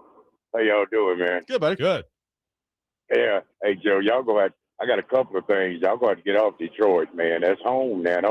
Joe, that's home for you, too. So leave Detroit alone. Oh, I love Detroit. I just hate the Detroit Lions. Yeah. I'm partial to South Detroit. Yeah, I know what you mean. Joe, Robert, y'all talking about the AFC South. Would you say that, I was listening to something the other day, the Stroud of Houston have the most pressure on him to come back and have a comeback turnaround season from what he had in the playoffs last year? If we remember in the playoffs, he was dreadful. So would you say Stroud has the most pressure on him with the Houston Texans, Joe Robby? Would you say that? In the AFC South, I think for sure heading into this year. That would definitely be where I'd start at the quarterback spot. And he's high overall in the league. I mean, I think Stroud, it's hard to believe we're even at that point with him after the way he started. But yeah, I mean, I think at some point the fingers are going to point at him. They've been pointing at other people, up to now. Yeah, I think him and Herbert and some of those guys, they got a lot of pressure on them. I mean, Herbert has no playoff wins, but I think the AFC South, Joe Robby, I think the Titans this year, you said 7 games, Robby, I'm going to go on and give them 8. I believe they can win 8 games this year. Now, they're going to have to build up some more depth. They got some good players. Latham, though, he's going to have to show up, man, and do something this year. He's going to be considered a bust. I really do think that he stays hurt too much. I don't know what's going on with him. But if they can keep that team healthy and the secondary stays healthy with Hooker and those guys, I think I can see them winning 8 games this year. Even though I'm not a Titans fan, I'm going to say that all the time. Raiders, I've got to show you some respect, Vegas. But Titans, I believe they really can do that, Robby. I think in a couple of years, the AFC South is going to be a really tough division with being based how young they are with Lawrence, Ward, with Stroud. I really think it's going to be a good division here, Robby, here in a couple of years, man. Especially if the Titans can build up depth and be more competitive. That's the thing about it. Titans lack depth right now, but I think they can get there. I think they can make that division competitive. And like I said, I got them winning 8 games. But I'm going to go on and throw something out here today before I get off the phone, Joe Robby. I'm making my Super Bowl prediction today. This is who I'm going with, Joe. Who we got? All right. I'm going with. I got a repeat from a couple of years ago. I got the Cincinnati Bengals and the Los Angeles Rams in the Okay. Super Bowl. Mm. Yeah, and I got Joe Money winning his first Super Bowl this Okay. year. All right. Joe I like Money. it. That's spicy. I like it. Yeah, I put it out there. Well, Robby Joe, Thank you, y'all Mark. have a good day, man. Appreciate You All too, buddy. See y'all, Ian. That's All it. right, see That's the most popular pick will be the Rams, and I do feel like some people are going to look at the Bengals and like maybe Burrow's a little bit of excited a about it. little bit of a sleeper. Yeah. Who? Burrow's excited about the Bengals this year. He thinks they're going to be really good. So we'll see. Yeah, I don't know if I'm buying Super Bowl, but interesting. Well, Some crazy stuff could happen in the AFC. on the AFC South front, I would say this. I think the AFC South already is a good division and already is competitive. I just think the Titans are totally out of the discussion of it, right? Like, or at least they have been. But I mean, Houston probably has the best defense in the league, if not one of the top 3 best defenses in the league. I mean, Jacksonville just went 13-4 last year. Indy was the story of the league until they got hurt, and so I think the division's already good. The Titans are having to catch up to the party right now. And it's a year-to-year thing. Look, we see this sometimes.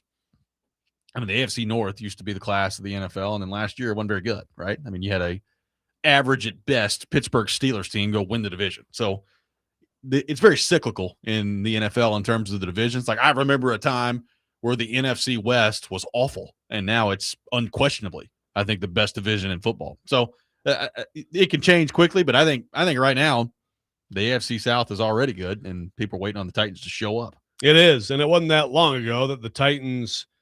It's been. I mean, the Colts have had good runs. The Texans, and the Jags have had major ups and downs, but it wasn't that long ago the Titans were that team winning the division and making it at least a decent division. It's amazing that there's people like reacting like 8 wins. Oh my gosh. Like, is anybody predicted the Titans to have like a winning record? Like No. 8 wins is, and I understand, like, they just won 3 games back-to-back years, but this does happen all the time in the NFL. It really does. It happens all the time in the NFL, just like the Titans of 2016, 10 years ago, won 9 after they had won 5 combined the previous 2 years. Like, there's no one stepping out optimistically enough in this town to pick them to win 9 games. I mean, not that I've seen. I mean, There's got to be some homer here. I'm right? sure somewhere here it will happen. I mean, like, first off, I don't how many people have made predictions yet. I mean, we'll see what that looks like, but That's true. After a little bit of camp, it'll be like, Yeah. oh, look at Carnell Tate. Okay. I mean, again, like, would it be the craziest thing in the world if the Titans somehow found a way to 10-7 this year? No, it would not. My confidence level of that happening is about at 4%. Yeah. Yeah, no, the Titans winning 9-10 games this year would be a surprise. It would be in line with what happens every year in the NFL. Sure. Really. Every year in the NFL, there's at least a team, if not 2 or 3 teams, that way exceed the over-under. And the Texans were that team a couple years ago. Shoot. I mean, people did not have expectations for the Jags or Colts last year. No. Coming anywhere close to what they did. Colts, like you said, were on their way before they got hurt. So You want to know what does that? Have your quarterback play really well, and then you'll probably be in that sort of a conversation, right? I mean, I hate to boil it down and tell you it's as simple as that, but in some ways it kind of is as simple as that. Like, if your quarterback takes a massive step, you're probably going to win a lot more games than you did last year. Right. You know? Like, either we keep complaining / wondering about a quarterback who went number 1 overall, or you start to get why he did, and all of a sudden the bottom line gets a lot better. But Keith thinks the Titans are going to honor Jeff Fisher and go 8-8-1. So 8-8-1. that'd be nice. You know what? I'd take it right now. That might get you in the playoffs, man. Maybe. Be a heck of a 8-8-1? year in the AFC if that gets you in. But Yeah. yeah, maybe. 615-737-1025 is our phone number. The Rex Rant with Joe Rexrode is coming up next. Brendan Marks from The Athletic at 8 o'clock. All that ahead. Robby and Rexrode, 1025 The Game.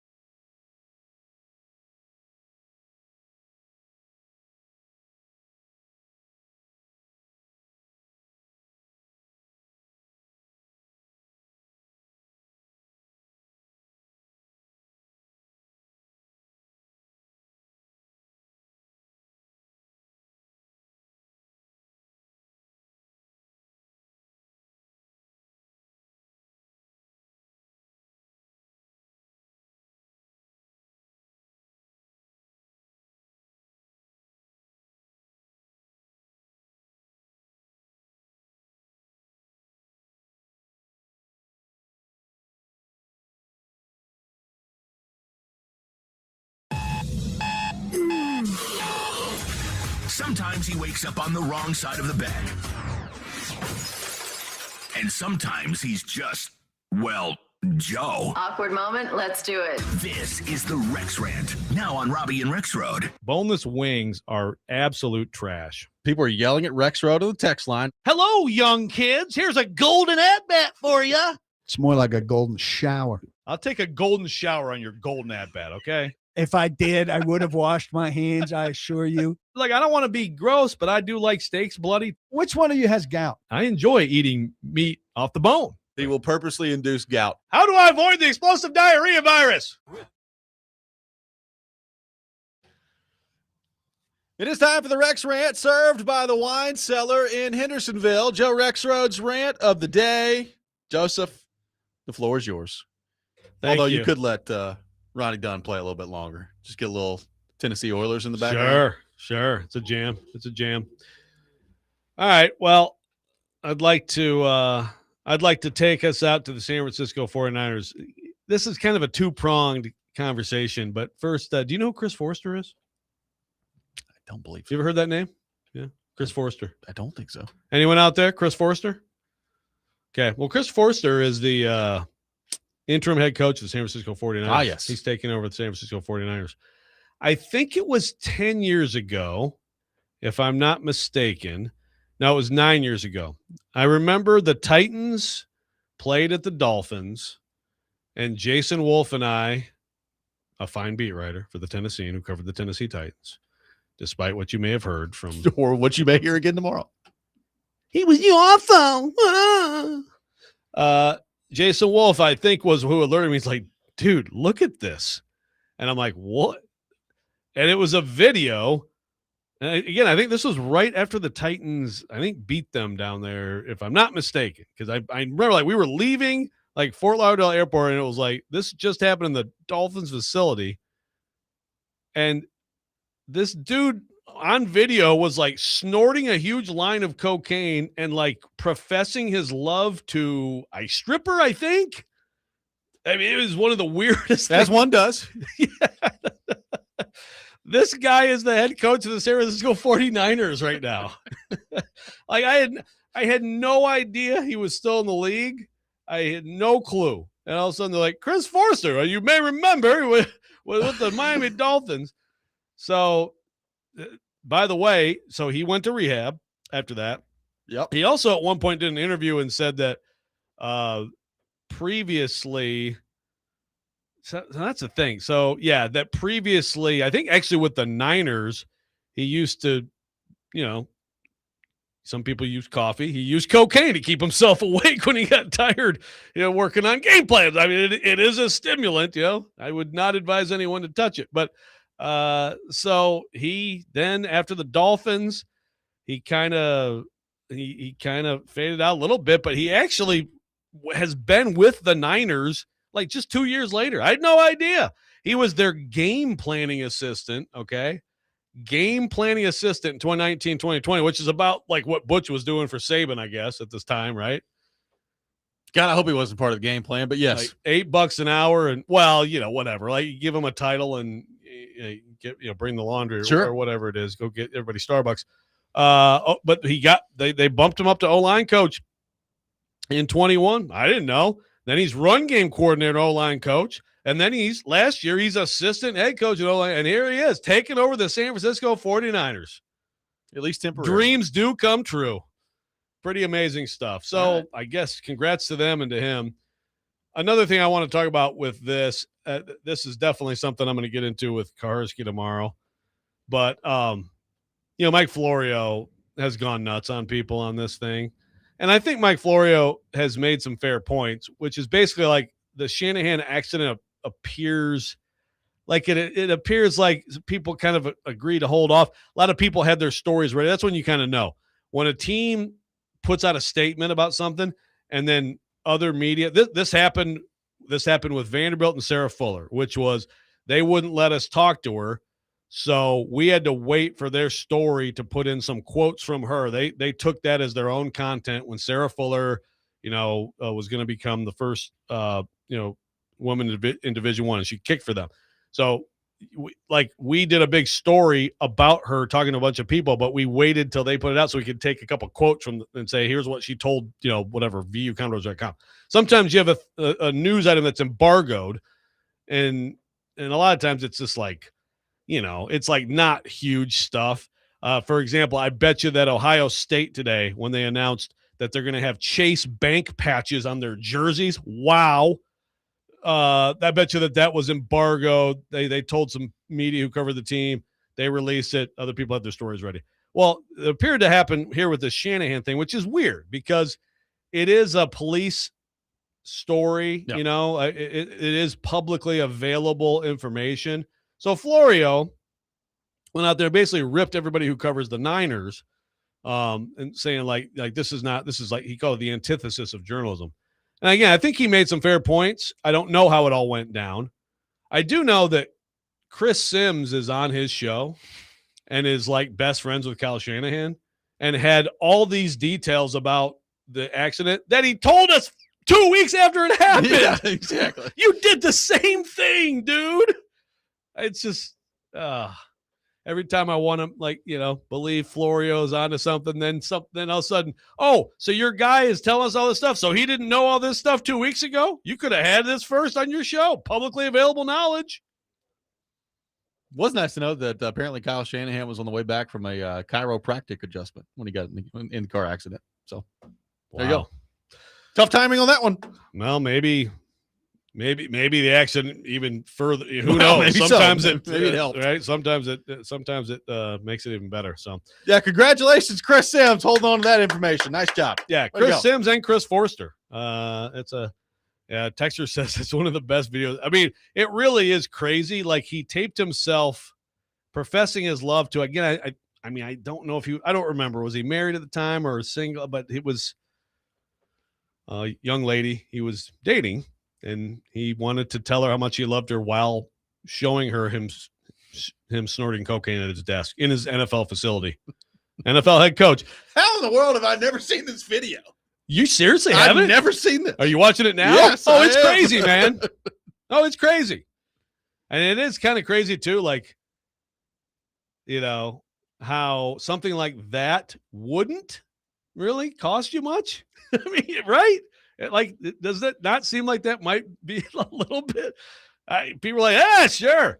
I don't know. Le'Veon Bell's out telling people about my fellow Marshall Little League football member Adam Gase. You see that stuff? Oh, yeah. He says, walk in his office, just like powder on his face. Like, my gosh. What the heck's going on around what here? Is it, 1976 at Studio 54 around Good here? grief.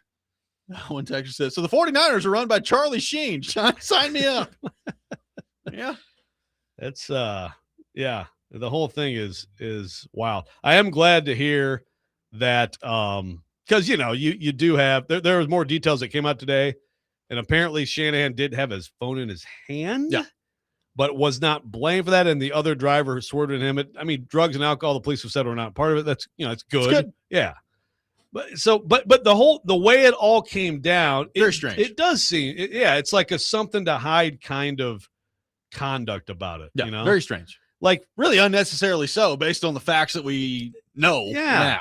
Like, why is it some big deal if that gets reported a week before camp? Yeah, like people get in car accidents. Even if you're a football coach, you can get in a car accident. Yeah. So it makes you think like maybe there's more to it still. I don't know, but I do know that Chris Forster is running.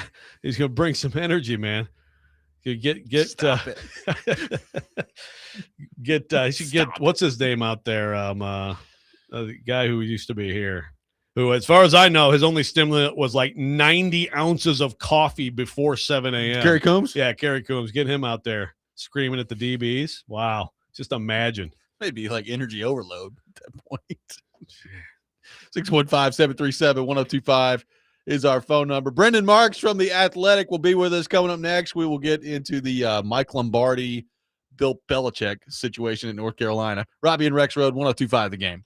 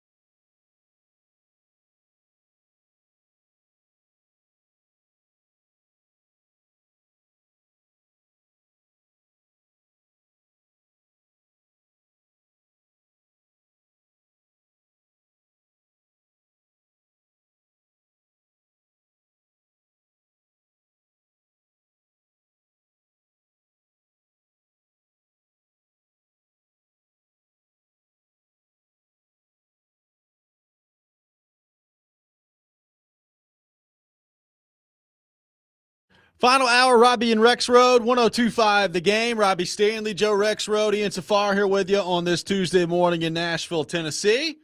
And we head to our phone line, driven by WilsonCountyHyundai.com, and welcome in Brendan Marks to the program from The Athletic. Brendan, good morning. Thanks for taking time to be with us this morning. How we doing? Doing well. Thanks for having me, guys. Appreciate you. Yeah, awesome, man. Appreciate you taking time to be with us. So, Brendan, we've talked about this to begin the show. So Michael Lombardi has been put on paid administrative leave at North Carolina, and the discussion point around that over the last day. Apparently, Mike Lombardi is like the most unpopular person of all time in the history of football, which I guess I was previously unaware of. But what do you make of not only just the Lombardi being on paid administrative leave, and there's an HR complaint that's kind of involved in all that, but also just how this is just the latest step in what has been a very underwhelming, very disappointing tenure for Bill Belichick and his staff at North Carolina to this point? Yeah, it's you mentioned the latest step, and it's funny. Yesterday, I was talking to a couple of my editors, and we were trying to, go through the timeline of everything that's happened since Bill Belichick was hired, and he brought Michael Lombardi in with him. And it's almost hard to make the timeline because there has been so much that's happened. Like you mentioned, obviously, not as much of it good. I think of. Obviously we've had the stuff with Jordan Hudson. We've had stuff with the team itself struggling and looking as bad as it did in his debut season. Now this with Lombardi, other off the field sagas. But yeah, this is just the latest step. And I think it really reiterates how much pressure there is on Belichick and UNC this year. This was a huge gamble the university made, not just in signing him, but giving him as many resources as it did, signing him to a $10 million a year contract. Giving him one of the largest staff pools in the country, making Lombardi the highest paid general manager in the country. And obviously with how poorly last year went, the roster's flipped again. And so this is a huge season for UNC football. There need to be results on the field. There needs to be improvement on the field if there's going to be any appetite for continuing this for the long term. And off the field headlines like this certainly don't help that.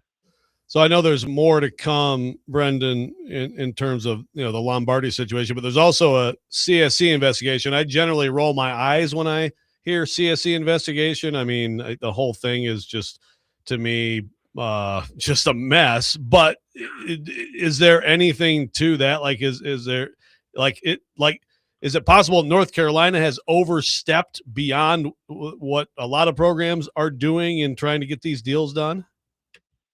So I wouldn't go so far. And, we say in our story, I think it's like, this is not a full on like CSC investigation in the same wit as we think of like a conventional NCAA investigation, right? There hasn't been, hey, we are coming in and we are looking under your couch cushions and we are going to drop the hammer. It's not quite that, but it is North Carolina, along with a number of other schools, I would add. We know of at least 3 others who are also, having conversations with the CSC. And effectively what's going on is the CSC comes to these schools and they say, look, we either see something that's missing or we see something that's not right. And we need you to explain why that is and, help us get the proper documentation and make sure that we understand where all this money is coming from. And so UNC is still in the process of having those conversations. To my knowledge, this has been going on for a couple of months, going back to April almost. And again, there are other schools that are involved in this too. But certainly, again, when you're talking about the pressure on the program and you need to have on-field success, but also it's just another off-field headache, this is not a good look for North Carolina. And we'll see, I do think there's an opportunity that this could progress from there. It's not quite to a full-on, hammer-dropping sanction situation yet, but that remains a possibility in the future.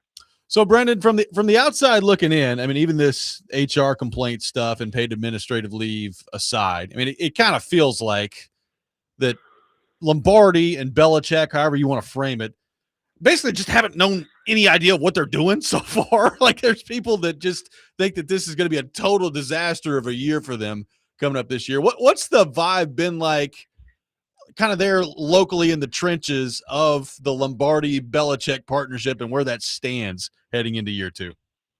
Yeah, I mean, Rexrode, you know that I am by no means a football expert in terms of X's and O's, but I would say there is less enthusiasm locally for this UNC football season than for any that I can remember since I got to Carolina, which was back in 2013. I mean, it kind of reminds me of the last year of Larry Fedora, where, The only thing I can remember about that team is that they got into a fight with NC State at the end of a game, and then he came in the press conference and said, "What fight?" There is, I wouldn't say none, but there is negligible interest in the football program. The schedule this year is much tougher than it was last year. Obviously, the team went 4-8 last year, lost several of its best players in the transfer portal. At a time when everybody in the sport is getting older, North Carolina chose to bring in a massive, sprawling high school class, and they think that that's going to be, a way to build some long-term stability. But you obviously have to win games in the here and now. So, to your point, between the roster building, the on-the-field miscues, the off-the-field shenanigans, the headlines now about CSC and HR violations, from day one, it has been an exercise in we don't necessarily know what's going on. We think we're the smartest men in the room. And clearly, as the results show, that is not the case.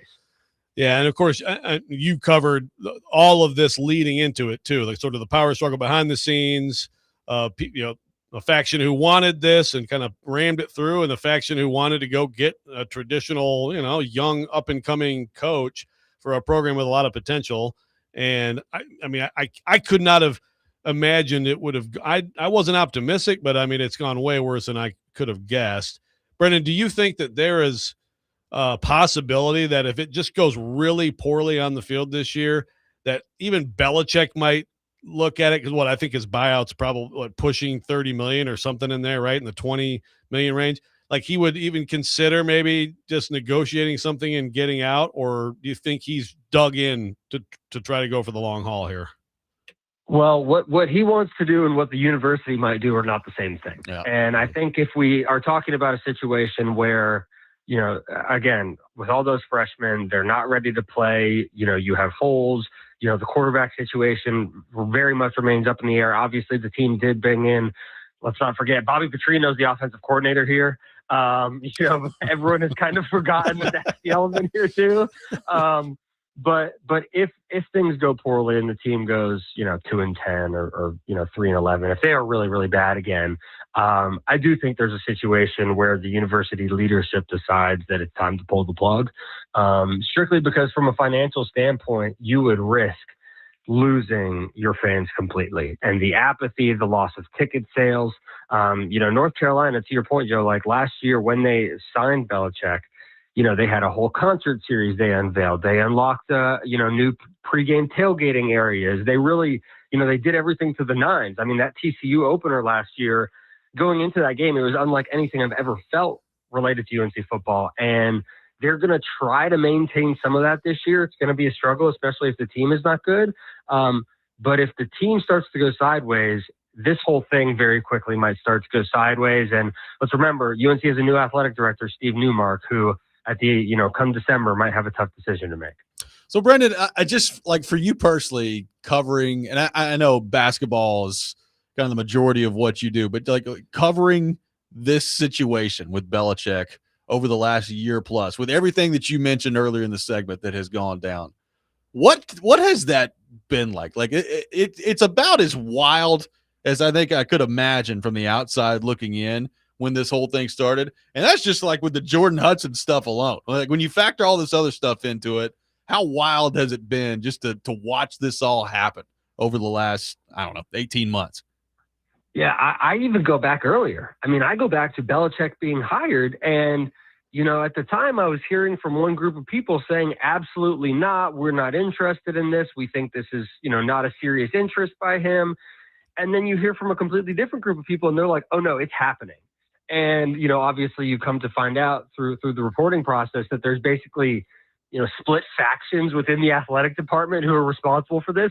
You're not getting off on the great foot there. And so from that, from Jordan Hudson and everything that was a part of that, the CBS interview, all of the hype surrounding the program, the canceled Hulu series, there has just been so much. It has truly been a nonstop stream of headlines. And it's unlike anything I've ever covered before. The only things I can think of that are like somewhat comparable. I covered some of North Carolina's academic athletic scandal back in the 2010s. I covered Cam Newton with the Carolina Panthers and their rise and then their quick fall. This tops all of those put together. It has been one of the strangest stories that I've ever covered and been a part of. And I think that 10 years from now, we're going to look back on this and there's going to be a hell of an ESPN documentary. Meanwhile, you're also, as Robby said, doing great work on the college hoop beat. It's great to have you on the show because I'm always trying to stir the conversation because it's college basketball season all year. But you and CJ Moore had a really fascinating story here, Brendan, this week. I did want to touch on it just to hit on the key points here. One, it's about $10 million essentially now to have a roster, that's what you've got to spend, right? And the numbers you guys came up with in the SEC average roster spend this year or payroll 18 mil, whereas last year it was 9.7, an 85% jump. And then everybody across the board is in those mid-teens. I mean, every year it's like, well, this will be it. There was last year was all the talk of front loading, right? And well, here we are. It's just loading. Like we're talking about, I mean, one of your coaches in the story is quoted as saying that you chew gum and walk and you get 2 mil. Like, where's this going? I know some of the answer to that is like, what's happening with the bill? What's, things that are that we don't know the outcome, but like, is this just going to keep rising like this? Yeah. Yeah. I mean, as one coach put it to me, until we get one of the two Bs, the bill or bargaining, the prices are probably just going to keep going up. And, I don't know that it's going to continue to go up at this rate. I mean, an 85% jump, imagine if we had an 85% salary cap jump in the NFL or the NBA. I mean, that would be unhinged. So I don't know that it's going to go up quite that much every single year. I do think that now that we're getting to the point where individual players are making, $5, $7, $9 million a year, and they're making, double what a lot of NBA players are. Obviously, there's going to be a lot of college players making more than LeBron this year. It's going to continue to go up, but I would like to think that we're getting closer to the peak. But no, there's no way to curtail any of this without either congressional intervention or collective bargaining. Anytime that you try to put a limit on what guys can make and what guys can earn, it's just going to be an antitrust violation. And as long as there are schools out there like a Kentucky, like a Louisville, like a Duke, like a North Carolina that have this money to spend, they're going to spend it. It's the same thing as Ohio State football. So unfortunately, those numbers are just going to keep going up. And we've already got a couple of teams that are over $30 million. So we'll see how quickly, we get even higher than that. And North Carolina's about to take all that football money and say, okay, never mind. See you guys. Let's put it all in hoops.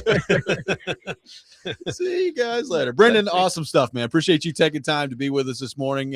So thankful for your time, and we'll talk to you soon, man. Absolutely. Thanks for having me, guys. Have a good rest of the day. Yep. Brendan Marks with us here on the program from The Athletic. We'll react to what Brendan had to say coming up next. Robby and Rexrode, 102.5 The Game.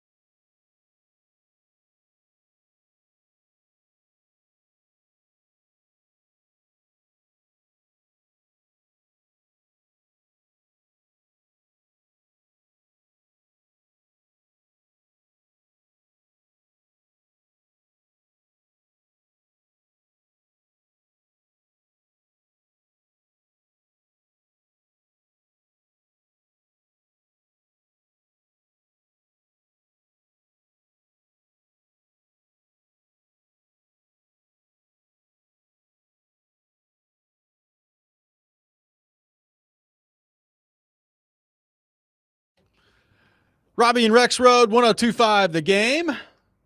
I got some tickets to give away. A 4-pack of tickets to see the Nashville Sounds take on Charlotte this Thursday at First Horizon Park. First pitch at 6:35.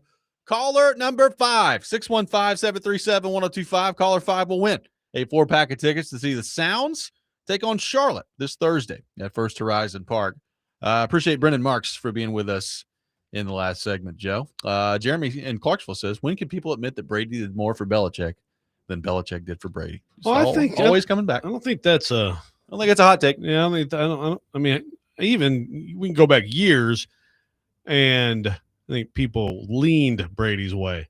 Then when he won the Super Bowl with the Bucks, it was like it was more than a lean. Yeah, it was. It's the leaning tower of Pisa. And now it's a door kick down the other way. Yeah, well, now, Belichick he's not. He's Brian Callahan. As much as, and some people care more than others, but if you're caring about legacy, you're not doing a lot for it right He's now. getting smoked right now. Yeah. So that part of it is interesting. I mean, it was cool to get Brendan's perspective in the last segment there, because it's legitimately wild how much has happened with that program in less than 2 years. Well, it's amazing. And like he said, like they did all this stuff. It was everybody was fascinated. I mean, North Carolina was the most fascinating story. They have that first drive, and it's like, oh boy, watch out, haters. Belichick is about to take over college football, and then it just completely fell apart. So you go from all these things they add in, these tailgate, like, oh, we're gonna totally like lean in on Chapel Bill. To he just said it's like the lowest, like there's no energy or excitement at all within 1 year. And we're talking about North Carolina football. Like, think about that. That's not a high bar to clear in terms of the interest level. It's not. I think we've had Ryan McGee on this show before talk about, like, North Carolina football has always been one of those programs that it's like, and they've had some really good teams, good players, good coaches. It's always been kind of considered like a sleeping giant kind of program. But yeah, obviously it's the number 2 sport at the school. So, and it always will be, but this is, and yes, they were bad last year. That happens. People have a bad first year and you take over a program. Obviously timelines have been changed by things like Indiana, but still, okay. You had a 4-8 year. I mean, that can happen. You can still have success, but I feel like all the erosion of fan interest has more to do with like the Jordan Hudson exhausting constant storylines, and now you have this, and just the overall conversation around like, what are they doing? Like Brendan said, like, yeah, let's go long term and focus on high school recruits. Like, you're not gonna be there by the time those guys are good. The sad reality is you have to go get veterans who can play if you want to win right now. And they're like, no, let's lean in on in 2030. We're really going to have something here. Oh, yeah. Who's going to have something? Not you. Well, does this situation say anything to you about the state of college football right now from a coaching standpoint, what it could mean about like how willing people are? I mean, look, we used to see people like when it didn't work out in the NFL, they'd go coach in college. And I think we're still going to see that to some degree, but are we going to see more of like college coaches leaving to go to the NFL? Are we going to see people just abandoning like the college game whenever they get an opportunity here moving forward, do you think? Yes. College sports is going to, and look, there's only so many jobs in both of them. Right. But college sports is, we talked about it when Dusty May left. Dusty May just won a national championship, has a top 5 team going into next year, has figured out NIL and all of it, and all the resources, the portal, as well as anybody in football or basketball. And he's like, yeah, bye. See ya. I'm out. Yes, it is. It's, to me, it's by far the biggest imbalance. Think 20 years ago, Nick Saban's like, yeah, you know what? I'm going to go somewhere I can just get the best talent, and I'm just going to dominate. And at one of those programs, that's just better than being here in this NFL where everybody's supposed to be 8-8, and I got to have Dante Culpepper washed up as my quarterback, and on and on. Well, I just think, and of course, just a couple years ago, Saban got out, and he may have been close to getting out anyway, but I think he got out earlier than he would have because of all this. Yep. And yes, I think Bill Belichick could, had he gotten a job at a solid franchise, with a decent roster and a good front office, not including Michael Lombardi, I think that he could have won and he could have had success. He would have gotten the record, all that stuff. I mean, like he obviously is a good football coach. And look at this disaster in college. I mean, I think this is just another example of it's easier just to go over here, where at least there's a structure, there are contracts, there's like some ability to build continuity and have a culture, and not be scrambling year after year, lose. I mean, because again, they lost, like Brendan said, they lost a bunch of guys they needed to retain too. So I think he's another example, another step along the way of screw college, man. If I can get in the NFL in any way, I'd rather do that than try to run a program in college football. Well, I think too, like all throughout my life growing up, there have been certain guys that you just think of as like, yeah, that guy's a college coach. I mean, I can't even really put like a defining measure on what that means. Like Heupel's a good example. Heupel, probably most of it's the offense that he runs because you just can't do it in the NFL. But I look at Heupel and I say, yeah, that's a college coach, right? Like, I do wonder, like if some of those guys, Ed Orgeron would be like, there's a college coach, right? Exactly. Yeah. Like, I do wonder, like, if some of those guys, maybe it's not even like head jobs in the NFL. Are some of these college football coaches going to be more apt to leave college football to go take like a coordinator spot in the NFL than they otherwise would be? Make a couple mil. I mean, it's not as much money, but like think about the difference in your life. I mean, you're off. Here's our roster. Okay, enjoy the golf this summer. We'll see you back at camp. Okay, as opposed to constantly worrying.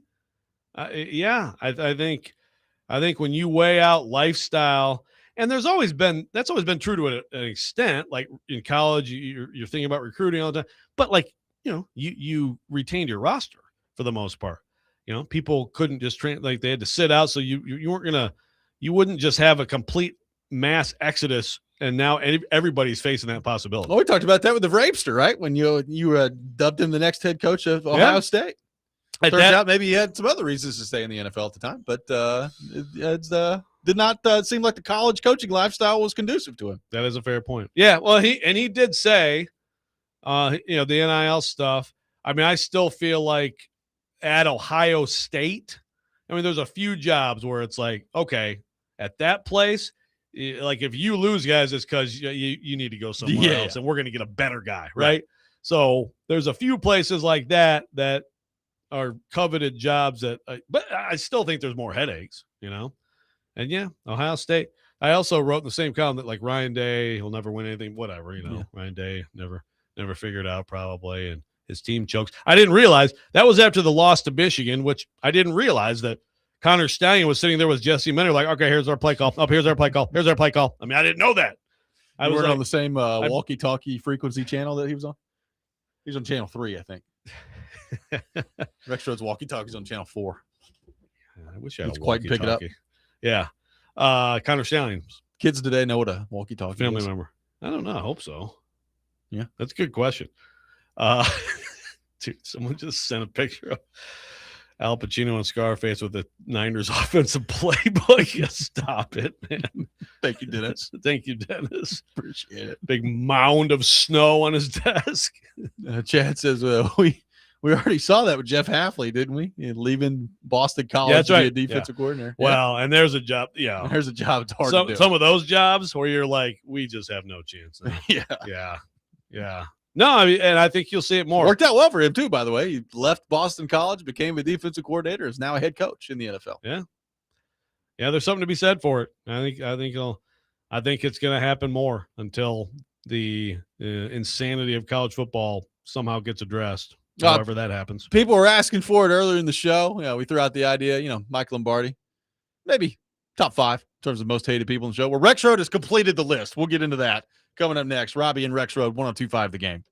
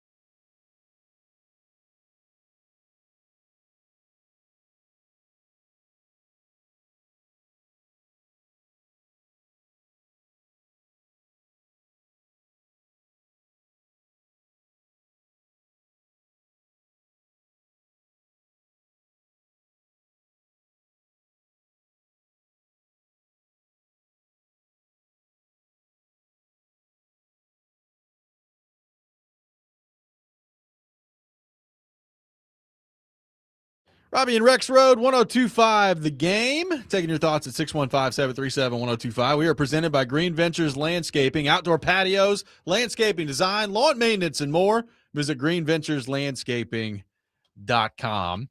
Joe, we mentioned it earlier. Pablo Torre saying, hey, Mike Lombardi may be top 5 of like most hated people in the NFL. Have you completed this list, your top 5 most hated people of NFL in the NFL of all time? Well, I got much more than that, so you guys can whittle it down, and the listeners can whittle it down. I've got a list of contenders that I think in different aspects of the NFL. So, in no particular order, different.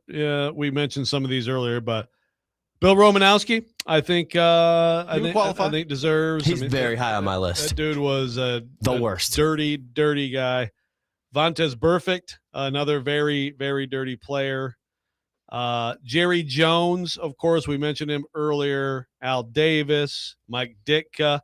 I threw a little Adam Schefter. Yeah, let's give him a shot here. Wow. He's up there on the screen. I mean, Schefter catching a strike. I mean, he's kind of, he's moving up the list. Art Modell. I mean, Art Modell, right? Like, it's obviously in Cleveland, but like what he did. They had go to hell, Art Modell. That was like the slogan. Yeah, I mean, any bar in Cleveland, like I swear, in the 90s or 2000s, there's like some like statue of him like looking like the devil. I mean, he was very hated. Stan Kroenke, I think, would be another owner in the NFL who would have an opportunity. I threw in O.J. Simpson. I mean, it's sort of like it's post-career stuff, but deserves a mention. Belichick, I think, deserves a mention. I think Robert Kraft does. How about Brian Billick? Billick is an easily very punchable face. I'd say right around here too. Around here. Ray Lewis. Yep. Brett Favre. Yeah. And again, there's definitely a lot of post playing stuff, but also pretty hateable. I mean, I don't know. I was a Lions fan then, but Aaron Rodgers also. I would throw in there. Change man. Yeah, he's a Family Guy now. Yeah. Buddy Ryan, I threw in there as well, and Jerry Glanville. Yeah. Now, I love that dude, but I feel like a lot of people hated Jerry Glanville, and there's a tie to this. Look, I can throw in Bud Adams. I mean, there's a lot of owners that certainly are hated in like communities where they move their team away from there, yes, right? For sure. So of those, I think you can come up with a tie. Of course, I guess we have to put Mike Lombardi in there. Now, Ed wanted Kaharski to be on there. I don't know that he quite qualifies. He might be in the top 50. Jay Glazer. How about Jay Glazer? Like the last name is like the absolute most perfect last name for someone ever, just, hey guys, when's the next coach party? Yeah. Hey, can I put a little more barbecue sauce on your chicken breast there, Dan Campbell?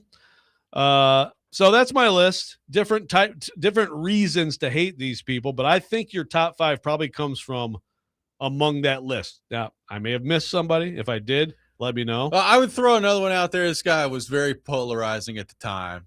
T.O. I mean, T.O. is a good one. He's a good one.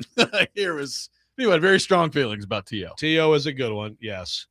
Yeah, for sure. Someone in the text line throwing out Colin Kaepernick. I mean, I think Kaepernick, that's your most hated. I think Kaepernick is probably the definition of polarizing. Probably so. Right. So, half the people hate him, half the people love him. So I think there's, I wouldn't throw him on there. People hate Richard Sherman. Yeah. Richard Sherman is not bad. It's not bad. Deion. I thought about Deion, but I think for the most part, people enjoyed him as a player, right? Some people, like I've just looked up like the most hated players in the NFL, and so much of this is just like people who won a lot who get hated around Brady's in the top 5. It's like I guess like you brought up Romanowski, independent of how good of a player he was, you can see why people did not like Bill Romanowski, right? The absolute worst, man. There's some good ones coming in here. I mean, like Lance is like Scott Norwood that's Buffalo fans. He missed field goals. That we're talking like more than just one market hates the person. Now I'm seeing Collinsworth. I'm seeing Romo. I think those are good choices. Those are good choices. Speaking of crazy news cycle, we got Romo in there. Let's throw him in there too with the OWI charge. Yeah. There's some people talking about CBS going to use this to get out of the get him out of ridiculous there? deal, but yeah, Collinsworth I think would probably belong on that list. I'll throw another one. This doesn't belong because of the position that he played. I think you could throw Ndamukong Suh in there. That's you not want to bad. start talking about dirty players. Yeah, that's not he's bad. a great player, but he was a dirty player. Yes, I do remember a time or two he may have given Aaron Rodgers a little extra that I did. I can't say that I minded at the time, but yeah. Peyton Manning, I don't think so. I mean, some people hated him. I mean, some people hate everybody because like they played for a team that kicked your team's butt, right? Brady. Does Brady belong on there? Does Vic count for all the dogfighting stuff? I mean, it's terrible crime, and that whole story is awful. But I'll throw another one at you that is definitely hated, and now the team that he signed with hates him because of how bad the contract is. I mean, Deshaun Watson, particularly if he was, any good anymore, would probably have a chance to be hated pretty well. But that's true. He sucks so bad now that nobody really cares anymore. But yeah, his whole all the stuff. Yeah, no, he'd probably be good to put on the list there. Let's head back to our phone line, driven by WilsonCountyHyundai.com. Welcome in Bill to the program. Bill, good morning. Thank you for calling in. Thanks a lot too, man. One guy that I've always disliked, not necessarily hate, but that's pretty strong, but it's close to hate. Robert Ursay. Yeah. When I was a young guy growing up in Baltimore, every morning in the morning announcements, they play the Colts fight song. Da, da, da, da, da, da, da. And everybody loved it. And he was such a cheapskate. And John Elway was part of that, too. If he'd signed with the Colts, probably would have helped save it. But, yeah, Robert Ursay is a guy I dislike. Thanks, guys. Yeah, thank you, Bill. Robert Ursay. There you go. I mean, I think there's a lot of owners that could make this list. Yeah, and Robert Ursay, I mean, packing up the Mayflower trucks in the middle dead of the night, moving out of Baltimore. So he definitely is a good choice. David Tepper, Carolina, as a current owner would be a good choice. Someone mentioned him. Someone mentioned another owner, but I've lost the text. Conrad Dobler, known as one of the dirty players. Yep. Yeah. Actually, can we throw McAfee in there? Does McAfee? I mean, he might. No, I mean, it's hard to hate that album he just came out with, That's true. Once his album basically just overtakes, like it'll be played at every store in the mall, Well, how about this one? Going out to Eugene, smoking on some new green. Roger Goodell. Yeah. Sure. I mean, but like how many fans are like, I just can't stand Roger Goodell. I feel like he's definitely the most hated. When you go back to Pete Rozelle or Paul Tagliabue, I think that Goodell is definitely the most hated. Doesn't some of that just come with like he's just way more visible than all those other guys were because of social media and all this other stuff? Probably. And how popular the league is. Yeah, probably. But he is unlikable. But I feel like sports right now, like the major sports leagues in this country, like all the commissioners are not likable. Yeah. Manfred? No. Silver, kind of need it. Silver is and I've never liked Bettman. I've never liked him. The MLS guy, a little unrealistic, but if we're counting him. Sure. That's an interesting story too. There's a really interesting story on that we might need to get to at some point. But this is a pretty good hate list, I'd say. This is a pretty I thought of how do I not have Dan Snyder on there? That's a huge oversight. Dan Snyder. He's got to make the list. I think Dan Snyder makes the top 5. Yeah, he might be top That's 5. a huge oversight. Thank you, Texter, on that one. I mean, my goodness, that's an obvious one. End of career, Antonio Brown. I thought about that.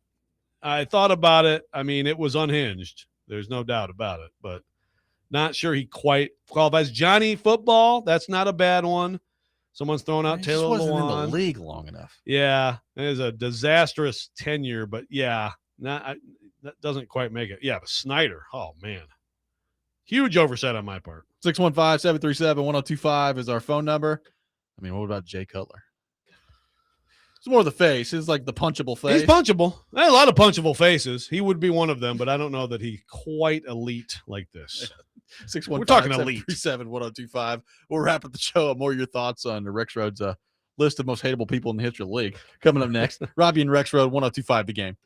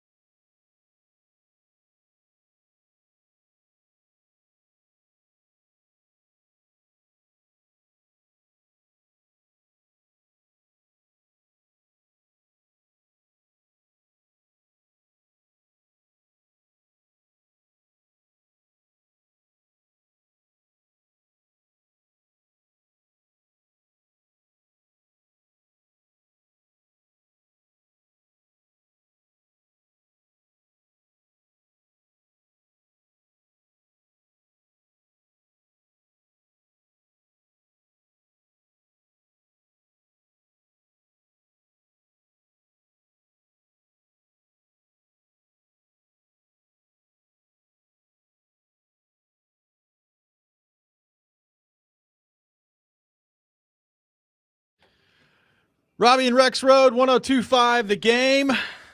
Final segment of the day. A lot of people throwing some names out there for the most hated NFL people of all time. Well, you threw out Richie Incognito earlier, which was a good call. Someone else, that's a good call. I covered Alamo Bowl, his last game in Nebraska. He had this Michigan State player on the field the way afterwards. Like, he was choking him, and like I think he actually would have killed him if like they didn't, like it was like just choking a dude on the field. Like, what is up with this guy? He may have, we've been talking about Chris Forster. Richie Incognito may have had some things coursing through his veins at different times that may have impacted his behavior. Jack Tatum, someone on the text line threw out. That's a good one. Headhunter. The way he played, like that dude's in the league for about 3 weeks, and then he's I want to get your thoughts on if this person was even in the league long enough to qualify. Okay. Okay. Urban Meyer. I mean, I think college, you definitely would put him on the list. Was he in the NFL long enough to even qualify on this? Yeah, it's a good question. I think he comes up just short. He was such a joke in the NFL. He was so bad. Just so bad. It was very gratifying for a lot of people. Yeah. But that's a good one. Dennis brings up an Israel. Jim McMahon. Yeah. He said you either loved him or hate him. I think for the most part, people hate him unless they're Bears fans, right? I like Jim McMahon. Put him on the list. the list is like the list is like 30 people now. Yeah, or so moving quick. But Dan Snyder, I mean, like you said, Dan Snyder makes top 5. Again, we're I guess. I mean, does Michael Lombardi really make top 5? Probably not. It's overstated. But that's how we even got to this. I think Romanowski's an absolute lock. I think he's a lock. Yeah. So if we give Ray Lewis, the more I think about it, like Ray Lewis, he's up there. Snyder's got to be up there too. Yeah, Snyder's in for sure. I mean, again, you could do an all owner thing and you can have way more, honorable mention just on the owners. That's tough though. Like it is tough. I think those 3. Who's like the most hated Titan of all time? Not from like Titans fans of like, oh, I can't stand this guy, but just like around the league. Is there anybody that they've ever had that people look at and be like, yeah, screw that guy? Taylor Lewan. Yeah. Right? I would put Lewan in contention. Your face of the franchise in 2014. I would put probably Finnegan on that list of like he could probably get under the skin of opposing fan bases. Bullock liked to talk, which I enjoyed. And he was a hell of a player. He was a heck of a player. I think that he could be on the list. Like maybe Hainsworth, particularly when he's stomping on the face of people out there. But they haven't had too many, I don't think. I thought Simmons made a dirty player list at one point. Yeah. Not from the fans, but more of other players. Yeah. Simmons talks all the time. Some say he spits sometimes. Yeah. No, Simmons would be. Maybe in there. He would be. He'd be probably an all-time hated Titan by other teams. I just don't know if fans, like to me, Lewan, other fan bases were aware of him, and college football fan bases were aware of him too. I mean, he was a jackwagon at Michigan who talked a lot of trash and barely won anything. Did Marcus make the list? Marcus, the complete opposite, least hated Titans of all time. Yeah, Marcus. I hate him. He's too nice. He never says anything. Yeah, he never swears. I mean, the Wisenhunt, he may be the most hated Titan of all time. Oh, that's both a good from point. The fan base and because he was so unpleasant to be around. Yeah, he is. That's a good point. Redemption's talking about D-Mace. D-Mace is beloved, man. Beloved by all. Even the teams that had to watch him go 8 for 130 and 2 touchdowns on him with a 40-yard punt return. Now I'm trying to think. Like, I don't know that there's one Titan that really stands out as like the most, who would be the most hated around the league. And really, it's because they're the Titans. Yeah, I was going to say, like, you kind of want as a franchise to somebody. You want to have more people, like some people that people really, really hate because they're so good. Like the Bears. I hate the Bears. I hate Jim McMahon. He'd be on my list.